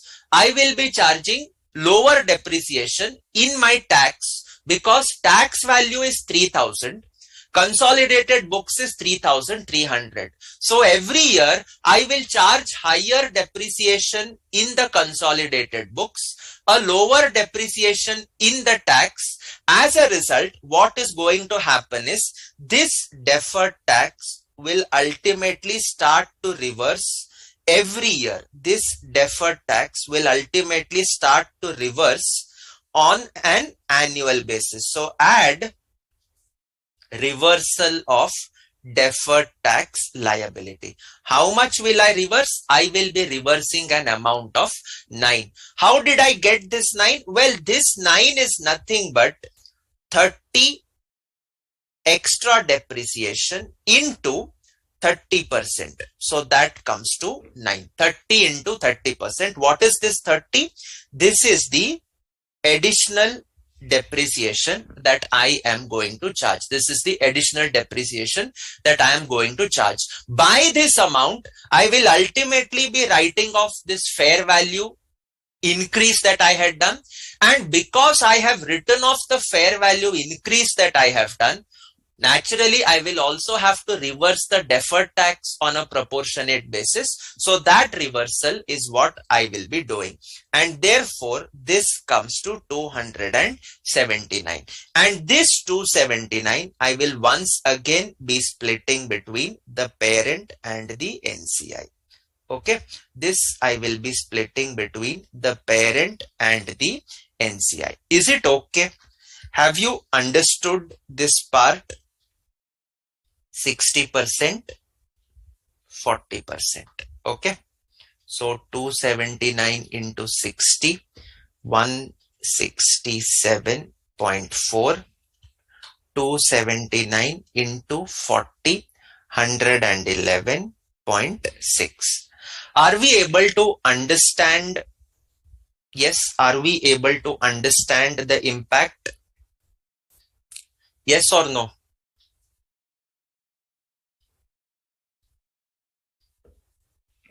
Yes or no? अपने को, are we able to understand the impact?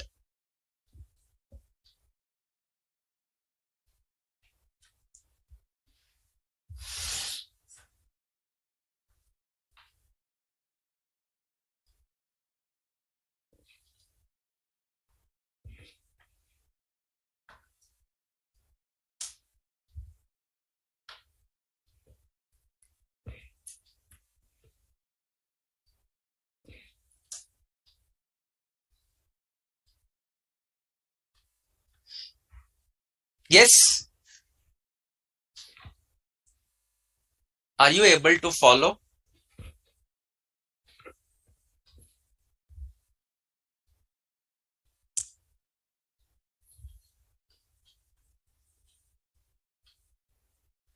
Are we able to follow, guys?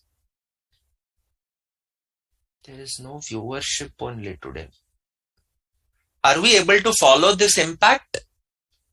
Yes, this is how we would normally be doing it. Okay, based on the understanding of additional depreciation, so on and so forth. Okay, however, if you actually take the language of the standard, it works something like this. Okay, now you can note this down, take it to your respective workings, and that is how the impact of tax is going to flow. Okay, so this is your working note 1, that is consolidated P&L, and this is going to working note 3, NCI account. Guys, have you understood the tax workings? See, I have spent more than 1 hour trying to teach you tax impact. At least respond, what have you understood, what have you not understood? Okay, sir, I didn't understand the thing which you told before working note 4. Okay, I will try to explain another way. Okay, see,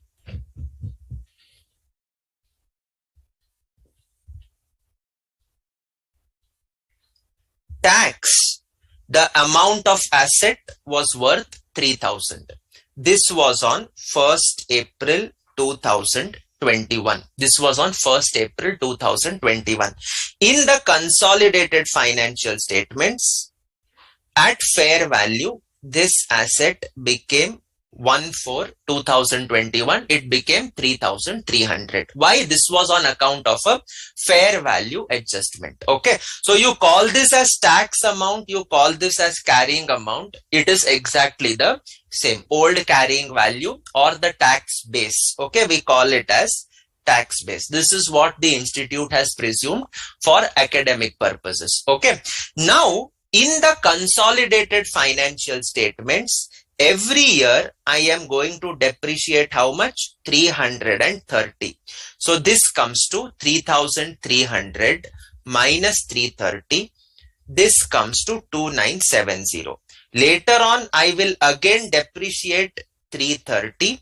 So this comes to 3,300 minus 330 minus 330, 2,640. Again 330. Like this, I will ultimately depreciate 3,300 over a period of 10 years. I will ultimately depreciate this over a period of 10 years. For tax purposes, at the same time, my depreciation will be, say, 300. So this is 2,700. Again, I will depreciate 300. So this comes to 2,400. Again, I will depreciate 300. This comes to 2,100. Now understand how the asset is flowing for tax purposes. See, initially, we had recognized the asset at 3,000. We had recognized the asset at 3,000 in the standalone books. That means in the future, I will be recovering 3,000 against taxable profits. Means what? Sir, in the future, I am going to get a deduction of 3,000 in the form of tax depreciation. Yes or no? Yes, I am going to get a deduction of 3,000 in the form of tax depreciation. However, when I did my consolidated balance sheet, when I did the acquisition, the carrying amount of this asset was remeasured and I took the fair value which came to 3,300. As a result, can I say that my fair value adjustment of 300 increased the value of the asset? Yes. This increase in the value of the asset is not reflected in my tax records. This increase in the value of asset is not reflected in my tax records, and therefore does it mean that this increase of 300, is it a permanent increase or is it a temporary increase? Sir, what do you mean by permanent? Permanent means this 300 will never meet in the future. This 300 difference will always continue. This 300 difference will always continue. Is it that type of a difference, or is it a difference which will ultimately converge and become zero in the future? Sir, it is a difference which will ultimately converge and become zero in the future. Sir, how can you say that? See, in the first year, I will depreciate for tax purposes 300. For consolidation purposes, I will depreciate 330. That means what? In year 1, I will depreciate 30 rupees extra. In year 2, I will depreciate 30 rupees another. In year 3, another 30 rupees extra. So every year in consolidation, I will depreciate extra 30 rupees. And therefore, at the end of the 10th year, tax amount, I would have depreciated entire 3,000, correct? Consolidation purposes, I would depreciate 3,300 entirely. So at the end of 10 years, this amount is going on to become zero at the end of the 10th year. Yes. So therefore, can I say that these amounts are ultimately converging to zero at the end? These amounts are converging to zero at the end. That means this difference of 300 which I have recognized on the date of acquisition, the difference of 300 which I have recognized on the date of acquisition, is it in the nature of a temporary difference or is it in the nature of a permanent difference? Sir, it is in the nature of a temporary difference. It is in the nature of a temporary difference. And because it is in the nature of a temporary difference, I will be having a deferred tax impact on this. I will be having a deferred tax impact. Now, this deferred tax impact has given rise to a deferred tax liability on the date of acquisition. This has given rise to a deferred tax liability on the date of acquisition. Okay, on the date of acquisition, you increased the value of your asset, and the standard tells us that whenever the tax base is there, the tax base in this case is your carrying amount. The tax base in this case is your carrying amount. Whenever the tax base is less and the carrying amount for consolidation purposes is more, then it gives rise to a deferred tax liability. So this deferred tax liability is 300 into 30% is equal to 90. This part everybody is clear. 1 year has gone. We have now come to 31st March 2022. Here also we have now come to 31st March 22. Are the asset balances still matching? Answer is no, they are not. But look at the difference now. Look at the difference between these two carrying amounts. For tax purposes, the difference is 2,700, whereas for consolidation purposes, this is 2,970. So the difference is 270. The difference is 270 into 30% if I do, my deferred tax amount should now come to 81 rupees because I have depreciated 30 rupees extra. This difference is not going to remain permanent. The difference became 270 at the end of year 1. If you look at the end of year 2, this difference falls to 240. If you look at the end of year 3, this difference falls to 210. Every year, the difference between the fair value minus the depreciation and the tax base, the tax amounts, that difference goes on reducing. That difference goes on reducing. And because that difference goes on reducing, your deferred tax liability also goes on reducing.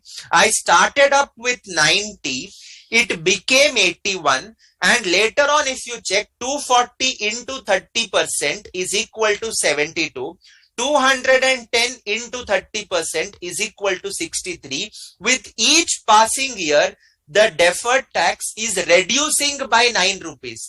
The deferred tax liability is reducing by 9 rupees. That means what? That means my deferred tax is undergoing a reversal of 9 rupees at the end of every year. At the end of every year.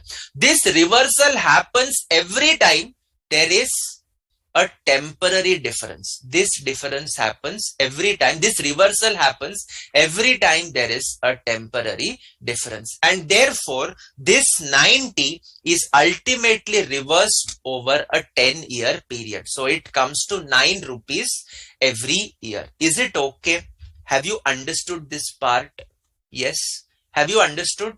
Shivashankari, did you understand now? I tried to explain the same thing in a different language. Okay. Before working note for whatever I discussed, I tried to explain the same thing in a different language. Did you understand now why there is a reversal of deferred tax liability that was created initially? Yes. Why it is a DTL? You will come to know when you study Ind AS 12. Okay. Why it is a deferred tax liability, you will come to know when you study Ind AS 12. But why there is a reversal? At least are we able to understand that part? Are we able to understand that part? Yes. Okay. So this is why every year I will have a reversal of deferred tax liability, 9 rupees. So this is 279. And this is how the deferred tax impact is taken in the pre-acquisition as well as the post-acquisition reserves. Okay. Sairam, did you follow why there is a reversal of DTL? Yes. Did you follow? Sairam.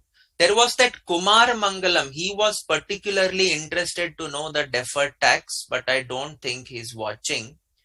Sairam, please confirm if you have understood the reversal. Okay. Yes. Please confirm if you have understood the reversal. Okay. Every year, by depreciating extra, my values are converging. The difference between the carrying amount or the tax base and the fair value, that difference starts to get narrow and narrow. That is why there is a reversal of DTL in the post-acquisition period.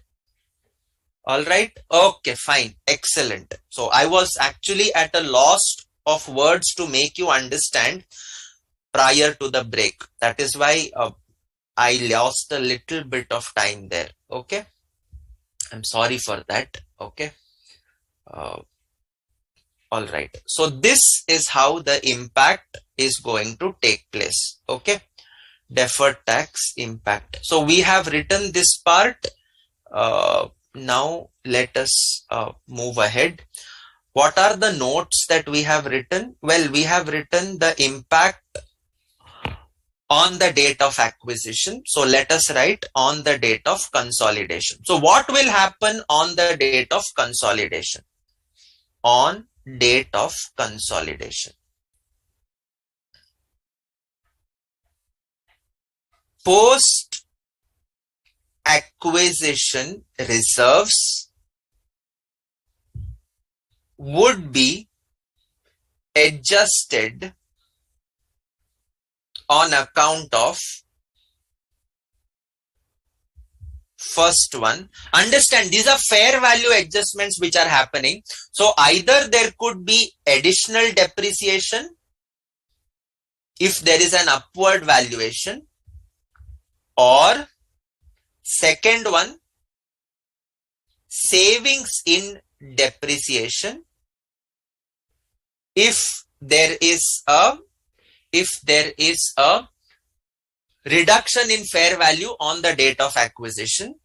Third one, sale of inventory fair valued on the date of acquisition, or fourth one was payment of liability recognized on the date of acquisition. On account of all these things, we have seen in fair value adjustments that my post acquisition reserves would be adjusted. So I recognize the fair value impact first on the date of acquisition. Consequent to the fair value impact, I will have a deferred tax adjustment. That deferred tax adjustment is going to ultimately impact my NCI as well as the parent. Okay, NCI, the goodwill part will get impacted. If NCI is at fair value, closing balance of NCI won't get affected, but if it is at proportionate share, closing balance will get affected. Okay, and in the post acquisition, whatever fair value adjustment I had done, I will start to reverse the impact of that by either additionally depreciating or reducing the depreciation, or selling the inventory fair valued, or paying the liability recognized. Because of this reversal, I had recognized a deferred tax impact. No, so now those deferred tax impacts also will start to reverse. Those deferred tax effects also will start to reverse. Okay, so you can write, as a result of the above adjustments,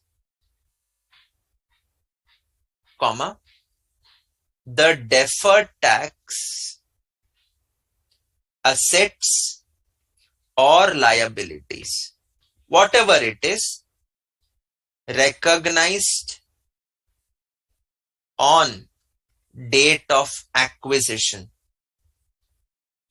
would start to reverse,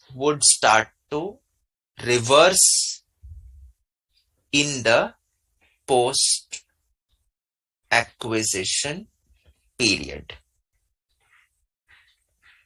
Accordingly, comma, similar to fair value adjustments, comma, such reversals of DTA, DTL would be recognized in post acquisition reserves, which would ultimately reflect in, where it will be reflected, consolidated P&L account. This is parents share and NCI account. This is NCI's share. Is it okay? Is it fine? Have you written? So we went off track completely. We went off track completely for about nearly 1.5 hours. Okay. But is it clear? Have you understood the deferred tax adjustment? Have you written this down? I have no regrets to teach you this. Okay. Only thing is I will make you sit for a little longer time. That's it. Okay. But I have no regrets to teach you because this part is not there in your study module. And unfortunately, we do not have even a single question on post-acquisition deferred tax adjustments. Okay. Ginke, counting wise, you have 2 to 3 questions on deferred tax impact. Okay. Otherwise, it's not there. So this is something which is additionally done for you. Okay. Have you noted down? Have you noted this down, guys?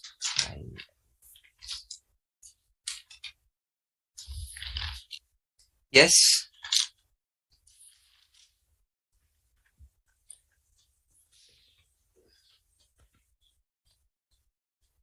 Once you have noted down, please let me know.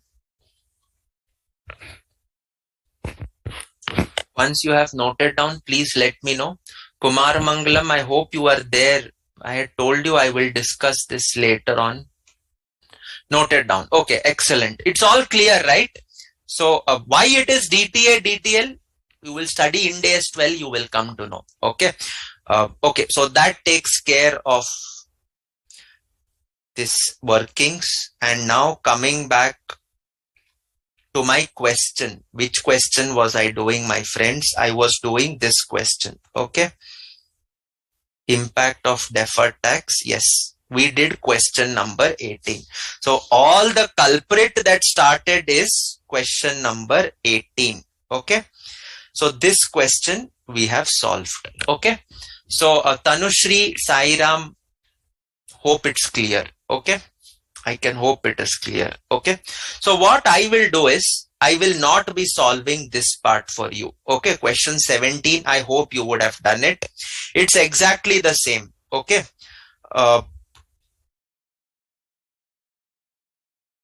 17, 16, all these are the same. There is no adjustment that I need to do. Okay, so 15, 16. Now, even the tax impact is there. So you should be in a position to understand the tax impact. Okay, good to see you, Kumar Mangalam. Okay, good to see you. Okay, now you come to question number 19 is there, as well as question number that Airtel something is there. 13. Yeah, come to question 13. We will look at this question. It's an important one. Based on that, question number 19 is easy. We should be able to do that. Okay. So now Airtel Telecommunications owns 100% share capital of Airtel Infrastructures. On 1st April, Airtel Telecommunications Limited acquired a building from Infrastructures. So subsidiary is selling to the parent. So this becomes an upstream transaction.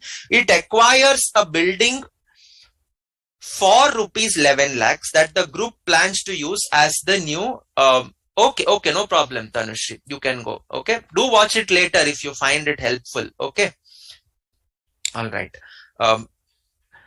Airtel Infrastructures had purchased the same building from a third party on 1st April 2080 for 10 lakh 25.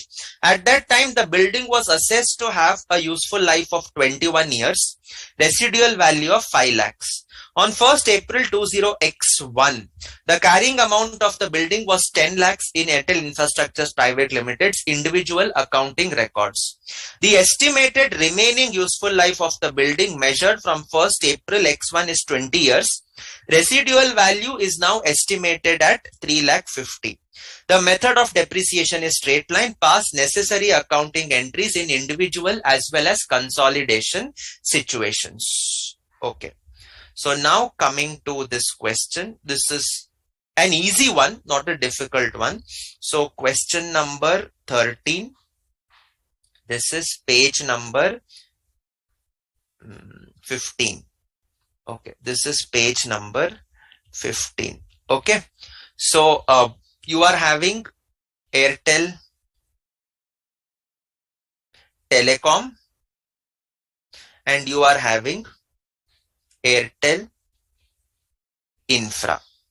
So what is happening is Infra is selling a building to the parent. Okay. Sale of building. How much? Rupees 11 lakhs. This is on 1st April 20x1. Airtel Infra is the subsidiary. Airtel Telecom is the parent. So this becomes an upstream transaction. This becomes an upstream transaction. Okay, fine. So now for Airtel Infra, cost data. 1st April 20x0, it had acquired this for 10,25,000. Okay.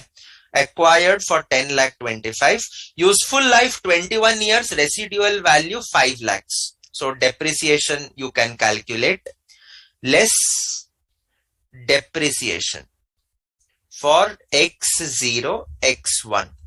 So this is 10,25,000 minus 5 lakhs divided by 21 years. So this comes to 25,000. So you are having 10 lakhs. This is WDV on 31st March 20x1, which is also given to you. The carrying amount was rupees 10 lakhs in Airtel Infra Private Limited's individual accounting records on 1st April 20x1. Now you have sold this building. Now you have sold this building. Less sale price. Sir, I sold it for 11 lakhs, correct? And therefore, the subsidiary will have a gain on sale. Gain on sale of rupees 1 lakh. A gain on sale of rupees 1 lakh. Okay. So I hope that this part is clear. It's nothing new. It's exactly the same that you are already aware of, elementary. Okay. Now for the purpose of Airtel Telecom, cost of PPE on 1420x1. Sir, the cost of this is 11 lakhs. Obviously it is 11 lakhs. Okay. Less depreciation for x1, x2. Depreciation for x1, x2 is going to be something like this. 11 lakhs is the cost. 3,50,000 is the residual value divided by 20 years. Divided by 20 years. So this comes to 37,500. So my carrying amount is 10,62,500. This is your WDV on 31st March 20x2. So this is the picture on as per the individual financial statements. As per the individual financial statements. So when I talk about individual financial statements, what will Airtel Infra pass in its books? 1st April when it acquires the building, entry will be building account debit to bank 10,25,000. 31st March x1 when it depreciates, it will pass the entry depreciation account debit to building 25,000. So building came at 10 lakhs. 1st April when you are selling, you will pass the entry bank account debit 11 lakhs to building 10 lakhs to profit on sale 1 lakh. So all these items we have passed the entries in the standalone books. Nothing is wrong here. Coming to standalone books of the parent which is acquiring the asset, on 1st April it will pass the entry PP account debit, that is building account debit to bank 11 lakhs. 31st March it will pass the entry 37,500 is the what you can say depreciation. So it will pass the entry in standalone books depreciation account debit to building 37,500, and therefore we will be left with a WDV of 10,62,500, and that's it. Standalone wise both are absolutely correct. Both are absolutely correct. Nobody is wrong in this. Okay. Standalone wise no mistake. But can I continue with this? In the consolidated books, answer is no, sir. You cannot. You cannot continue with this on a standalone basis. Why? Because this would amount to recognizing a profit of 1 lakh in respect of transactions within the group. And with consolidated financials means what? Group balance sheet, P&L, etc. are consolidated as if they are one single entity. Now, I cannot have profit on transaction with myself, and therefore I will have to eliminate this profit. I will have to eliminate this profit. So, in the consolidated books, what you would have done was, 1st April 20x1, whatever profit was recognized in whose books? In Infra's books, that profit has to be de-recognized. And I have valued the goodwill at 11 lakhs. It should now come to 10 lakhs. Okay. So you will have P&L of Airtel Infra. Debit 1 lakh. To building. This is another 1 lakh rupees. Okay. What is this 1 lakh? Well, I had sold the building at 11 lakhs, which was costing 10 lakhs. So I will have to reverse this profit. Why? Because this is profit on transaction with my own entity. I cannot recognize that as per accounting concept, and therefore we reverse that. So the entry is, the narration is being unrealized profit on sale eliminated on consolidation. Eliminated on consolidation. Bas ho gaya? Will we sit like this? Will we sit like this? Or is there anything else that is pending? There is something else which is pending. See friends, by virtue of this adjustment, okay, sorry for that extended gap. I think there was an issue from the broadcasting team. Okay, so anyways, we now resume our session.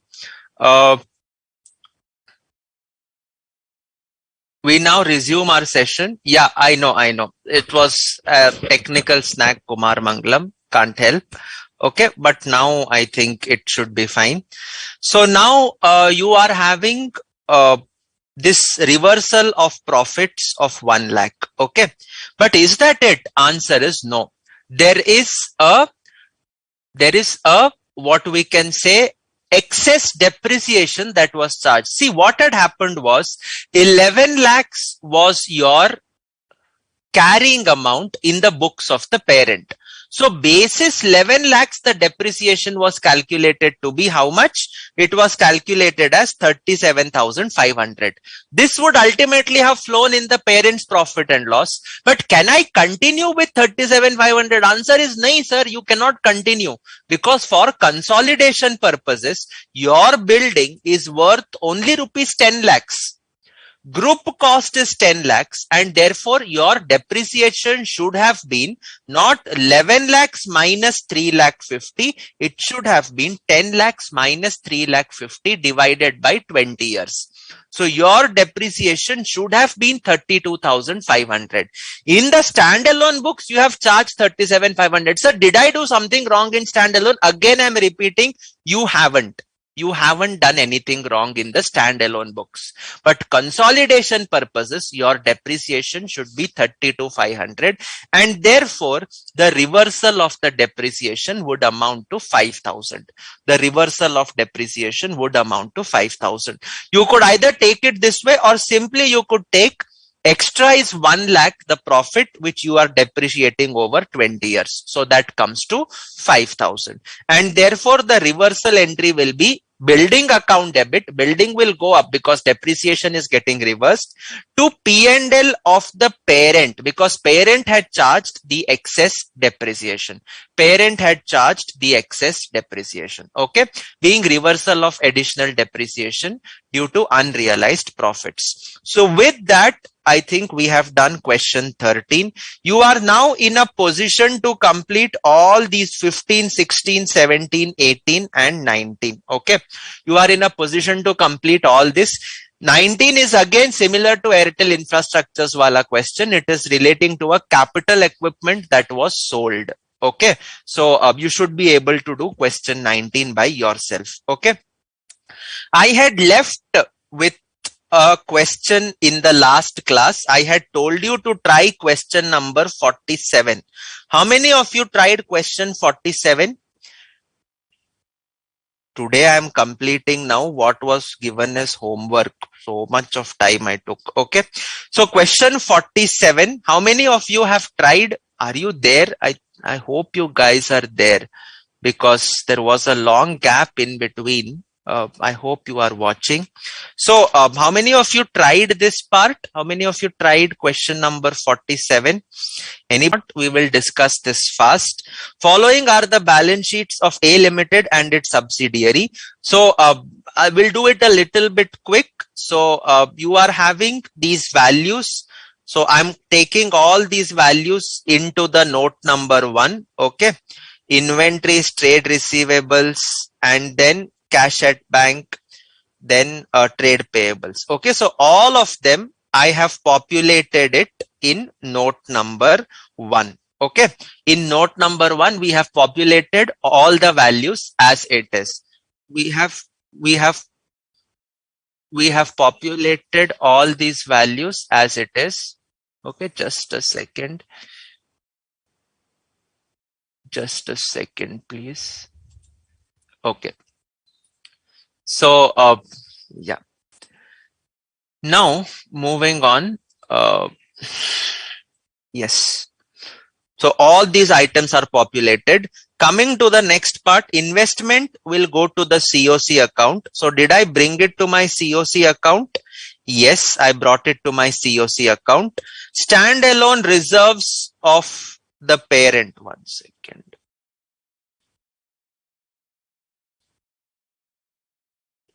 Better to shift it here. Yeah. Standalone reserves of the parent 13,000 and 14,000. Have I taken it here? Yes. In working note 1, standalone reserves of the parent, that is securities premium and profit and loss, I have populated. And then I am left with equity capital of the parent I have written. So basically A Limited's all assets, liabilities, equity reserves, everything is done. What is left is general reserve, profit and loss, and capital of the subsidiary. Subsidiary capital, I have done the split on the parent side. So NCI side, I have to do the split. So by equity share capital, by equity share capital, this is how much? This is 40,000 into 10%. So this comes to 4,000. This comes to 4,000. Okay. We then move on. So I have taken this also. And these two items are anyways going to form a part of my working note number 4. So first thing is we analyze general reserve, which is 10,000, which is 10,000. What they have given on the date when A Limited acquired shares in B, B had a reserve of 2,500. So on the date of acquisition, reserve was worth 2,500. Okay. So this is 10,000. So on the date of acquisition,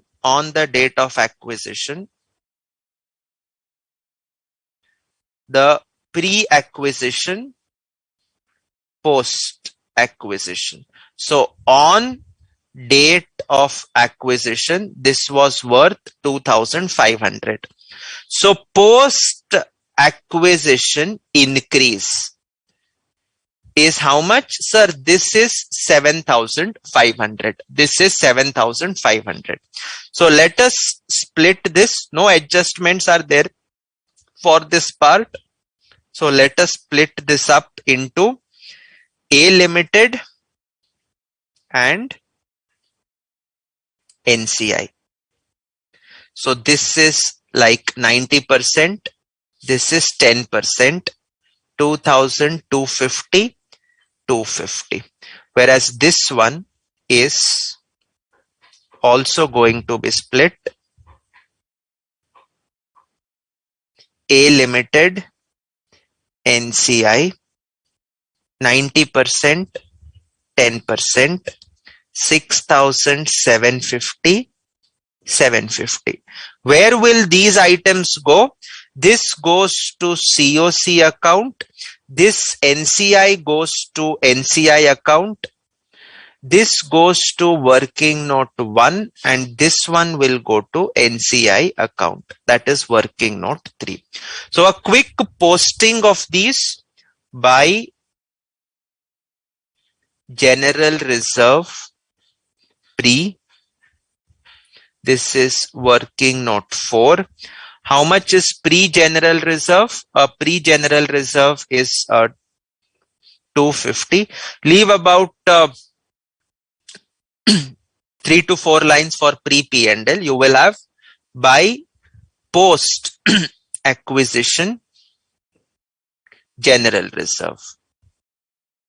This is again working note 4. This was 750. This was 750. Working note 4. We then move on. So here pre-acquisition reserve, this was 2,250. And in working note 1, you will have add. You will be having share in post-acquisition profits. So general reserve was 6,750. General reserve is 6,750. Okay. So that takes care of my general reserve analysis. Okay. Of my general reserve analysis. We then move on to the next part, that is the P&L analysis. So balance of P&L was how much? Had a balance of 3,500. So on the balance sheet date, your general reserve is done. P&L is worth 3,000. Okay. So P&L is worth 3,000. So let us split this up now. Split this up. So pre, post. So balance on date of acquisition. How much is that? Sir, that is 3,500. So post acquisition profits is 500 loss. Loss ho sakta hai? Haan, it is definitely possible. You can have a loss. So that is a loss of 500. That is a loss of 500. And now we move on to look at the fair value adjustments, etc. In determining the value of shares of B Limited, plant and machinery at 22,500 was revalued to 27,000. So upward, and furniture of 3,000 became 1,800. These values were not incorporated in the books. So we will now incorporate them. Okay. So initial adjustment.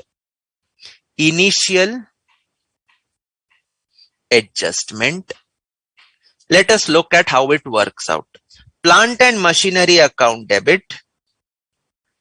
Plant and machinery account debit. Well, this is 27,000 minus 22,500. So that comes to 4,500. To furniture, 1,800 it was worth 3,000. It was worth 3,000. So 3,000 minus 1,800. So this comes to 1,200. So the net increase is worth 3,300. Where will this go? This will go to P&L. This will go to pre-P&L. Identify this goes in note number 1. This goes in note number 1. And pre-P&L means this is working note number 4. So give the effects, please. The moment you pass consolidation, you start to give the effects. Okay.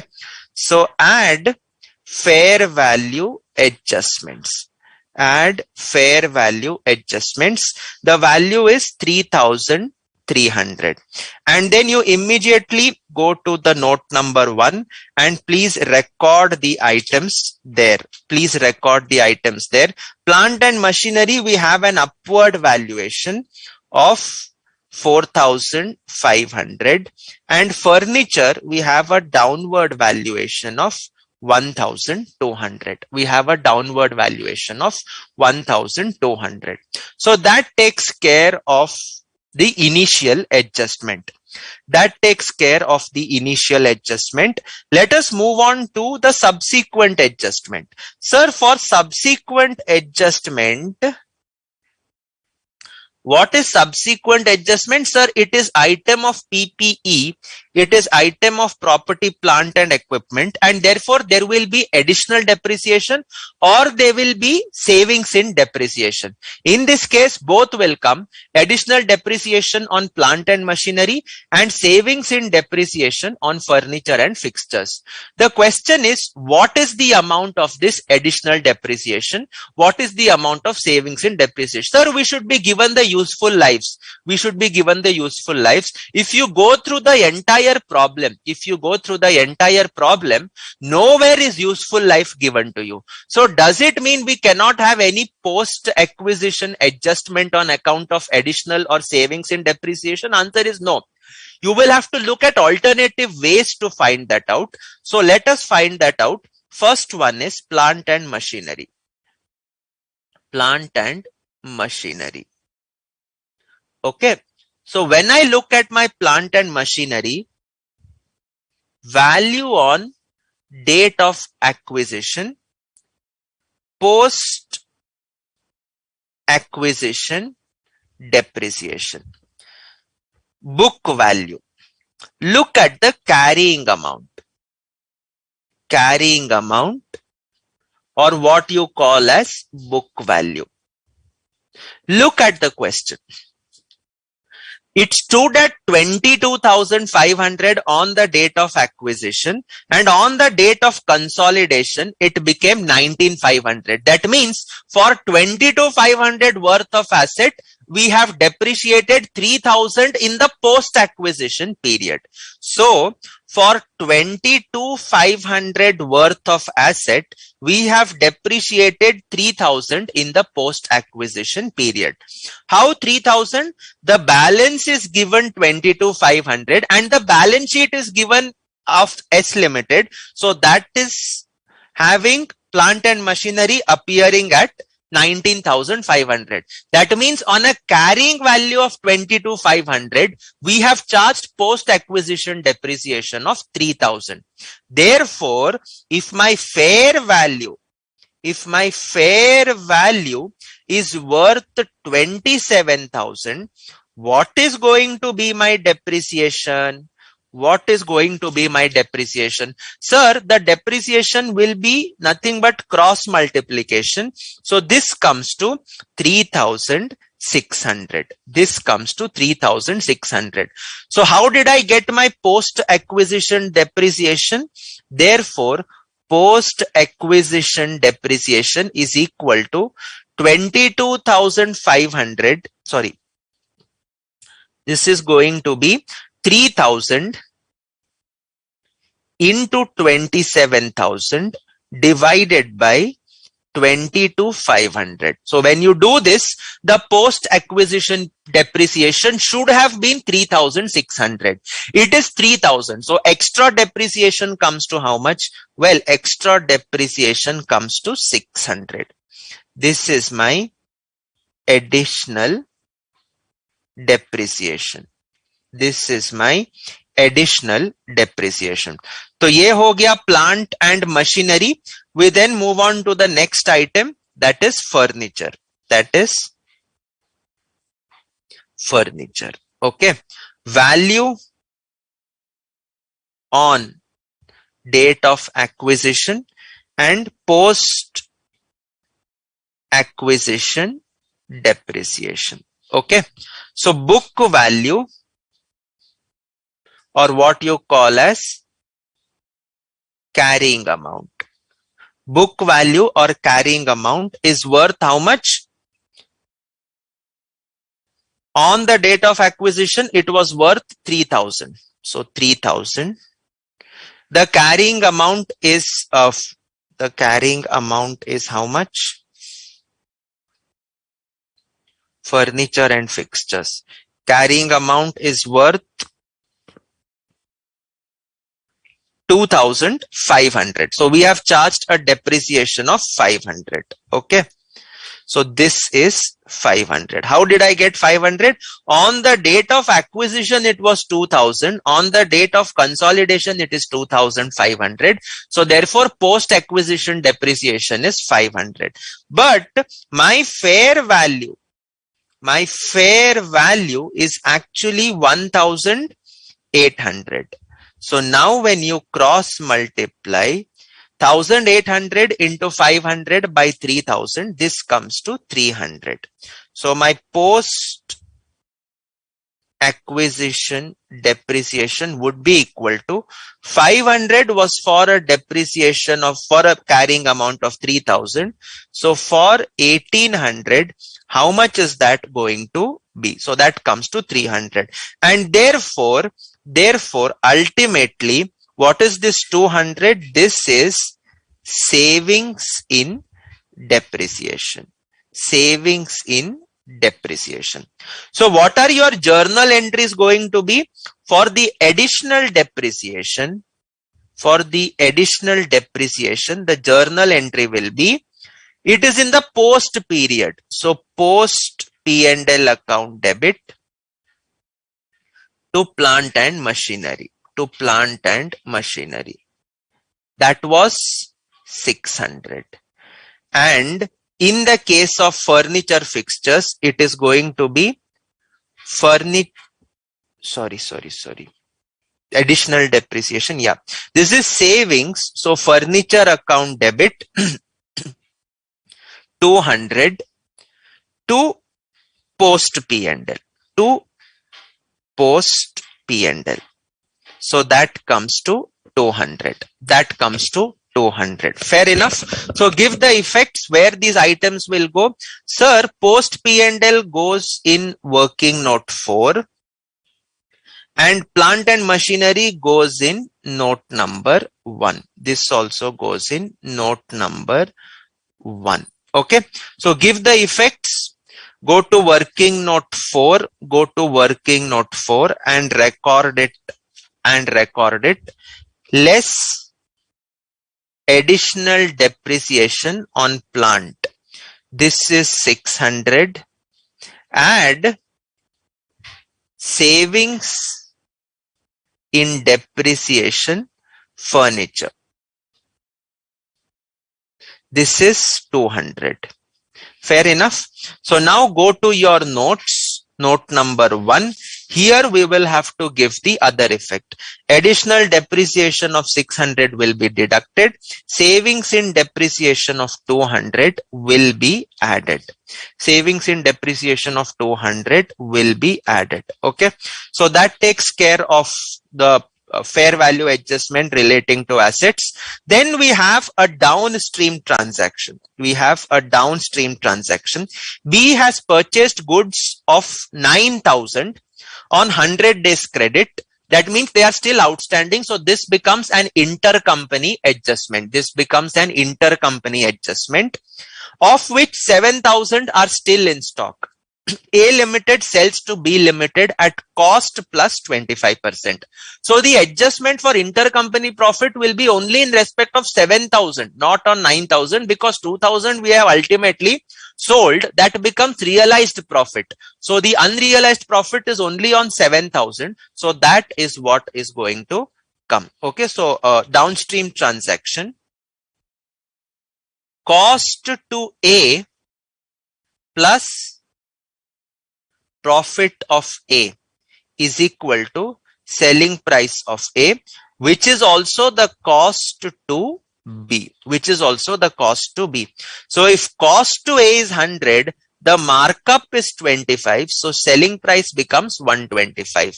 But out of 9,000, 7,000 only is in the stock.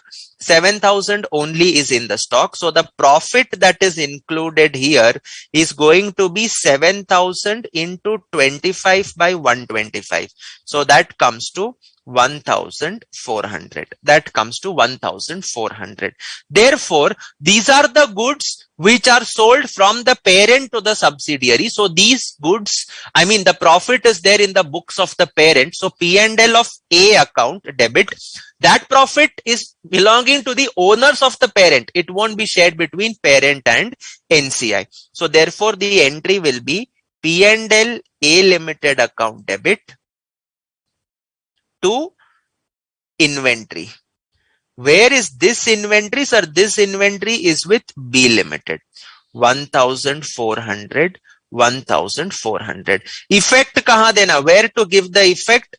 P&L A Limited is the consolidated P&L. So that goes in working note 1. And inventory goes in note number 1. Inventory goes in note number 1. So go to your notes, please. Go to your notes, and here my inventories, I will deduct 1,400. At the same time, I will add 1,400 to my consolidated other equity. Add unrealized profits. Unrealized profits downstream. So this comes from working note 6. So this is 0. This is 1,400. This is not add, sorry, it is less. Okay. Less. 1,400. Consolidated P&L account debit to inventory 1,400. Okay. So that takes care of the downstream transaction partially. It is given that ye balance may be hai. Okay, so A Limited sells to B Limited at cost plus 25%. Purchase for 9,000 on 100 days credit. So 9,000 will still be outstanding because 100-day credit period. By 31st March, you will complete maximum 90 days. Okay, so therefore, it will be paid in April. So the entry will be, the entry for the downstream transaction reversal is going to be, you can write down here reference as credit period is 100 days, comma, the balance would remain outstanding on 31st March 20x7. On 31st March, even if the sale had to happen on 1120x7.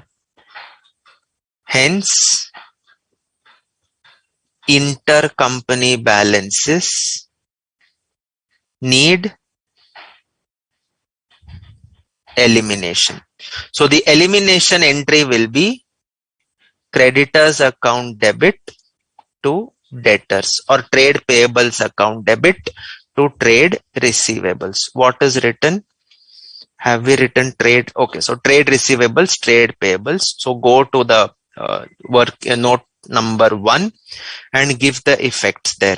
Okay, so trade receivables minus 9,000, trade payables minus 9,000, and that takes care of all the adjustments. So now what we have to do is we will have to balance your working note 4 first. Okay, so this comes to 6,800 and this comes to a loss of 900.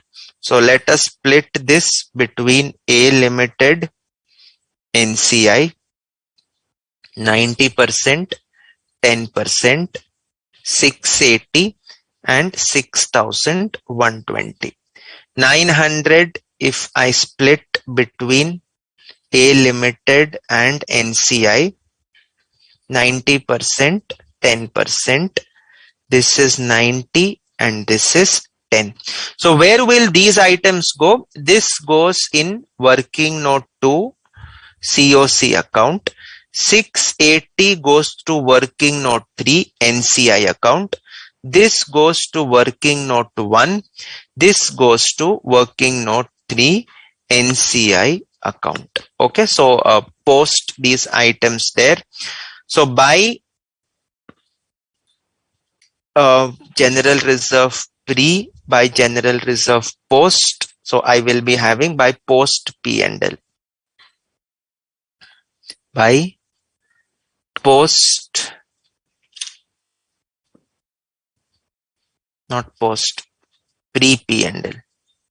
Pre P&L I have not written.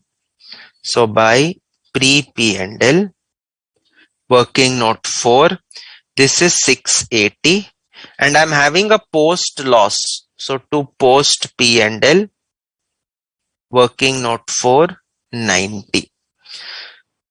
Pre-acquisition P&L, the loss is, the profit was 6,120 and post-acquisition loss of 810 goes to working note 1.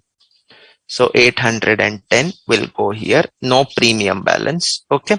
So now what you can do is please balance your COC account, NCI account. So this leaves you with 5,680 as the total minus 90. So that gives you 5,590 to balance carried down, 5,590. And then you total up your COC account, that gives you 3642 to 44,370 is the total. 44,370 is the total. So that leaves you with 5,370 as capital reserve. 5,370 as capital reserve. Okay. So that concludes our discussion on these items. So I will be having a capital reserve of 5,370. At the same time, these are totals of working note 1. Securities premium appears at 13,000. Consolidated general reserve 6,750. And this comes at 1415. Okay, so this comes at 11,790. This comes at 11,790. So post these items here, securities premium 13,000, general reserve 6,750, profit and loss 11,790. So when you post this and take the total, it comes to how much? 13,000 plus 6,750, 11,790, 5,370. Your total reserves consolidated comes to 36,910.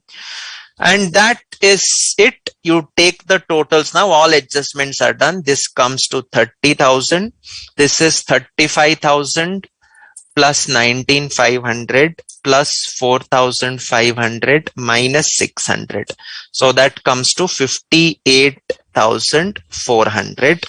Then I am having 6,000 plus 2,500 minus 1,200 plus 200. So this gives you 7,500. So total property, plant, equipment consolidated is 95,900. Inventory is 20,000 plus 13,500 minus 1,400 leaves you with 32,100. Trade receivables 28,500, 13,500 minus 9,000. That leaves you with 33,000. This is 7,000. And finally, trade payables is 15,500. Okay. So all the totals are done. Everything is taken. Your goodwill is not there in this question. So in the format, we had just punched in the goodwill. So this comes to 0. So if you then populate all the items in the consolidated balance sheet, the consol balance sheet should tally at 1,68,000 rupees. The consolidated balance sheet should tally at 1,68,000. I just leave that for homework. Okay, because all the adjustments we have done, all the items we have completed, nothing else is left. So we have done everything, and that concludes question number 47. A very important question because we have all the adjustments that we have studied so far in this question. We have all the adjustments studied so far in this question. And with that, we also conclude our discussion on intercompany transactions. Okay, so that completes 47, and intercompany transactions, all adjustments are done. We then move on to adjustment number 5. This was another point that Kumar Mangalam had raised, that is uniform accounting policies. Uniform accounting policies. Okay, so the question is, can the parent... Okay, so I have a question. Sir, in question we split 900 as considering 100 only for profit and loss. One second.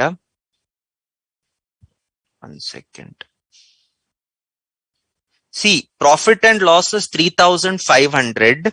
So, one second. I'm sorry, I didn't see your query. Okay, so what is your query, Kumar Mangalam? In the question, yeah. See, 3,000 is my profit and loss. 3,000 is my profit and loss balance of the subsidiary. Yes. So I have taken 3,000. Out of 3,000, opening balance is 3,500. Okay. So if you come to your question 47, out of 3,000, 3,500 is opening and 500 is what you can say post acquisition loss. Okay, then we did some fair value adjustments which you would have understood. We have also done the additional depreciation on fair value adjustment and the savings in depreciation. So that also we have taken care. So ultimately we are getting 900. Now out of 900, I'm sorry, this is not 90, this has to be 900 into 90%, this has to be 810. That's right. My mistake. I took the values correctly in the respective accounts, but here I have taken it wrong. Okay. In the NCI, I have taken it as 90. So this is correct.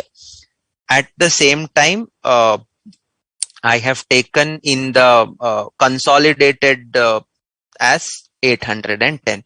So that's right. Thanks, Kumar Mangalam. Okay. In a hurry, we also tend to make some stupid mistakes. Okay. So that takes care of your doubt. You were right. I made the rectification. Okay. So I hope you have understood. Okay. I hope you have understood. Okay. So that takes care of 47. So now the question that was raised is, can entities having different accounting policies be consolidated? Okay. So when I talk about different accounting policies, it means, for example, the parent follows the revaluation model, the subsidiary follows the cost model, or in respect of equity instruments, the parent will follow FVTPL, the parent subsidiary follows FVTOCI. Or in the case of another example, the parent values its inventories based on FIFO, whereas the subsidiary values it based on weighted average method. So all these are various examples of accounting policies. Okay. So now the question is, can you just do a plain consolidation? Can you just do a plain consolidation without any adjustments? So Kumar Mangalam, to add this, had asked, A Limited had acquired B Limited or C Limited, and C Limited later on acquires B Limited, that is the competitor of A which follows different accounting policies. So now what you have to do? How will the consolidation happen? So the answer to that is, well, consolidation can happen only if for similar items, similar accounting policies are followed. For example, if S Limited follows cost model, if parent follows cost model, subsidiary also should follow cost model for items of property, plant and equipment. If it does not follow cost model for items of property, plant and equipment, then we will have a problem in consolidating. Likewise, for inventories of P valued at FIFO, if the subsidiary values the similar type of inventories based on weighted average, we will have a problem. And what the guidance given by Ind AS 110 is, when there are different policies followed by the subsidiary for similar items, that point of time, you will have to restate the financials. Of the subsidiary. Who will listen? Parent will not listen to subsidiary. Subsidiary has to listen to the parent, and ultimately it will have to restate its financials in accordance with Ind AS 8. Take the difference to the retained earnings, restate the balance sheet for the purposes of consolidation, and accordingly you will perform the consolidation exercise. Acha, can different items have different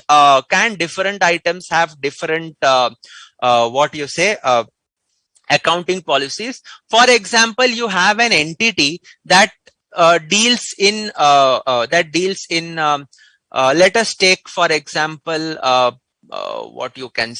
Reliance Industries deals in petrol. So petrol is stored in tanks, so it follows weighted average method for valuing petrol.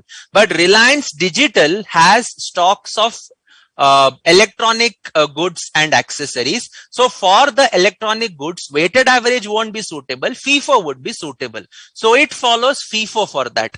So now when they consolidate, will Reliance Digital have to change the accounting policy of its inventories, make it as weighted average, calculate the value? Answer is no. Oil is separate, identifiable asset, and it can follow weighted average, whereas electronics and accessories, you can follow FIFO because both of them are different class of assets, class of inventories. When you give the accounting policies in consolidated balance sheet, you can clearly say that the inventory of petroleum is valued based on weighted average, whereas the inventory of the electronic goods are valued based on FIFO. You can specifically give this. However, if another subsidiary had followed FIFO for petroleum valuation, you cannot say that the petroleum valuation of the holding is based on weighted average, of the subsidiary is based on FIFO. That you cannot say. So for like items, same policy is needed. For different items, different policies are permissible. If we are having like items, different policies, what are you going to do? Subsidiaries accounting policies will be brought in line with the parent. The balance sheet will be restated. The impact will be taken to retained earnings in accordance with Ind AS 8. And that is how uniform accounting policies are going to be followed. Okay. So you can write down. You can just write down. Okay. Ind AS, this is your theory, note number 5. Ind AS 110 states that uniform accounting policies should be followed by parent and subsidiary for like to like or similar transactions. Okay, for like to like or similar transactions. Okay, so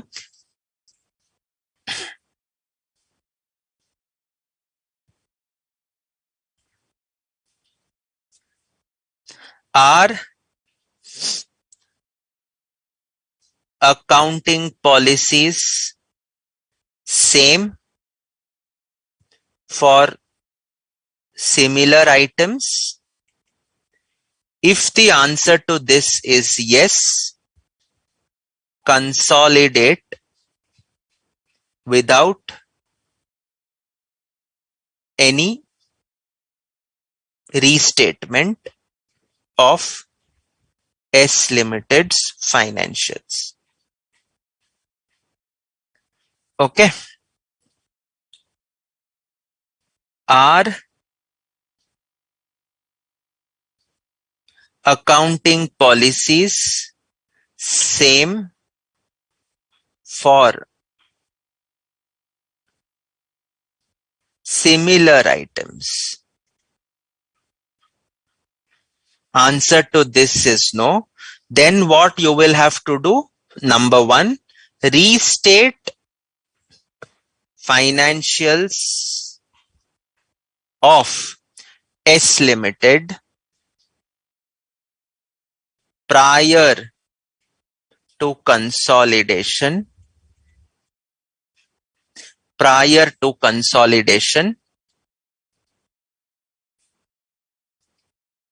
in line with P Limited's accounting policies, in line with P Limited's accounting policies, in accordance with Ind AS 8 principles. In accordance with Ind AS 8 principles. And then second one, subsequently proceed with consolidation. Subsequently proceed with consolidation. Okay. This adjustment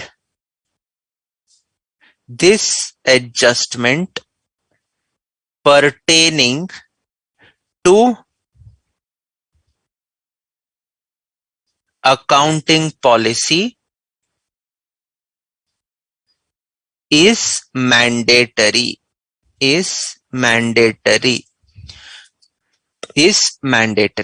Okay, is mandatory. So now, sir, will I prepare two sets of financials? I won't say two sets, but you will every time have a restatement whenever consolidation is required. Whenever consolidation is needed, you will do a restatement. Okay. If consolidation is not needed, then continue with your policy. Okay. But typically you will do it. So what do you think companies will do? Do you think companies will allow the subsidiary to follow different accounting policies? It won't. Generally, 99% it won't. Why it won't? Because it has to follow, it has to do the consolidation. Do you think itna time rahega to restate the balance sheet ghadi every year whenever consolidation happens? No, there is no chance, there is no time. And therefore, the companies will not do a restatement. And that is why they will normally prefer subsidiaries to have the accounting policies in line with the parent. On the date of acquisition nahi hai, then for that 1 year they will bring the policies online, restate even in the standalone financials, and year after year you will then carry out the consolidation. Sir, where will this be possible? Suppose you have a foreign subsidiary which is following accounting policies in line with IFRS. Then we have certain carve-in, carve-outs. So for example, we have Ind AS 40, which requires us to follow cost model in respect of investment property. Whereas there you have to follow the fair value model. Okay, you have the option to go for the fair value model. So suppose you followed the fair value model there. Here you are following the cost model. Ho gaya na difference. There becomes a difference in the policies. You will have to restate. Okay, so this is where uniform accounting policies can happen. Okay. All right. So we can write further below this. Yes. However, it is permitted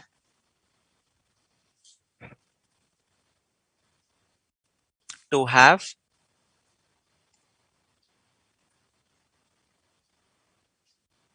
different accounting policies for different items or class of items. Example, parent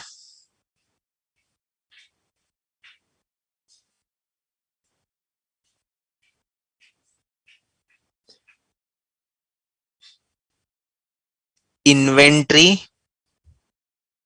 of petrol, it is following weighted average. Subsidiary 1, inventory of petrol, it is following FIFO. Subsidiary 2, inventory of electronics, it is following FIFO. So now, for the purpose of consolidation, I will have to restate because inventory is the same. Restate financials. In the case of S2, it is different inventories. So need not restate financials. It's not needed because you are dealing with a different class of inventories. You are dealing with a different class of inventories. Is it okay? So that takes care of different accounting policies. Okay. Just note this part down. Note this part down. And then we shall continue further. We will do one more point and then we should close. Next part, we will be doing dividend and some more adjustments.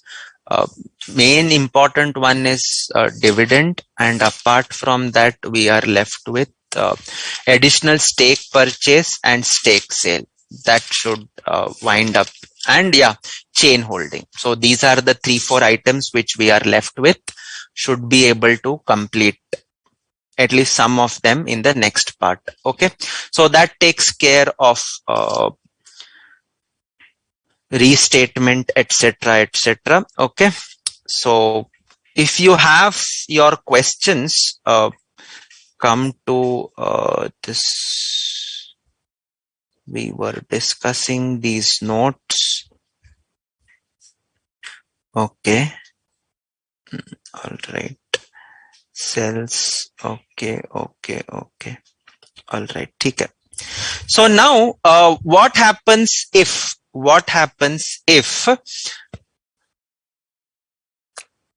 parent follows straight line method of depreciation, whereas subsidiary follows WDV method of depreciation, or vice versa?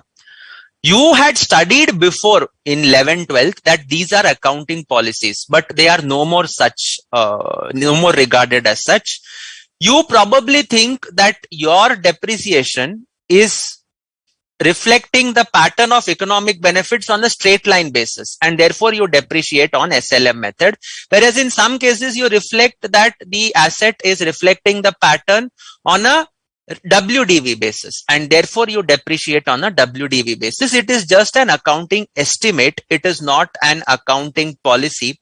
And therefore, is it mandatory to follow the same method of depreciation? Answer to that is no. Answer to that is no. So if I am having the parent and the subsidiary following different methods of depreciation, if I'm having the parent and the subsidiary following different methods of depreciation, is it permissible? Yes. Do I need a restatement? No. And therefore you can carry on the depreciation, whatever method you are following. Is it okay? So depreciation, we can just write depreciation. You can write as a note here, depreciation methods in bracket SLM, WDV, etc. are regarded as accounting estimates and not accounting policies, and hence parent and subsidiaries can follow different methods of depreciation, comma, and hence parent and subsidiaries can follow different methods of depreciation dash restatement of subsidiaries financials is required or not required? Not required. Is not required in such cases. Restatement is not required in such cases. Okay. So that concludes our fifth point, uniform accounting policies. We then move on to the sixth point, that is different reporting dates. Different reporting dates. Okay. Is it possible that the parent and the subsidiary follow different reporting dates? हो सकता है ना. A parent in India follows financial year, subsidiary outside will follow calendar year. How are you going to consolidate? Well, sir, we will have to prepare a balance sheet again on the date of consolidation, and then we will have to do the consolidation exercise. It is not so easy to prepare a balance sheet, P&L, cash flow statement period after period. Okay. Though you have softwares, when you actually sit to do finalization, it is a tedious process. It is a cumbersome process. And therefore, we will not necessarily be preparing the balance sheet on each reporting. We will prefer not to do the balance sheet adjustments as far as possible.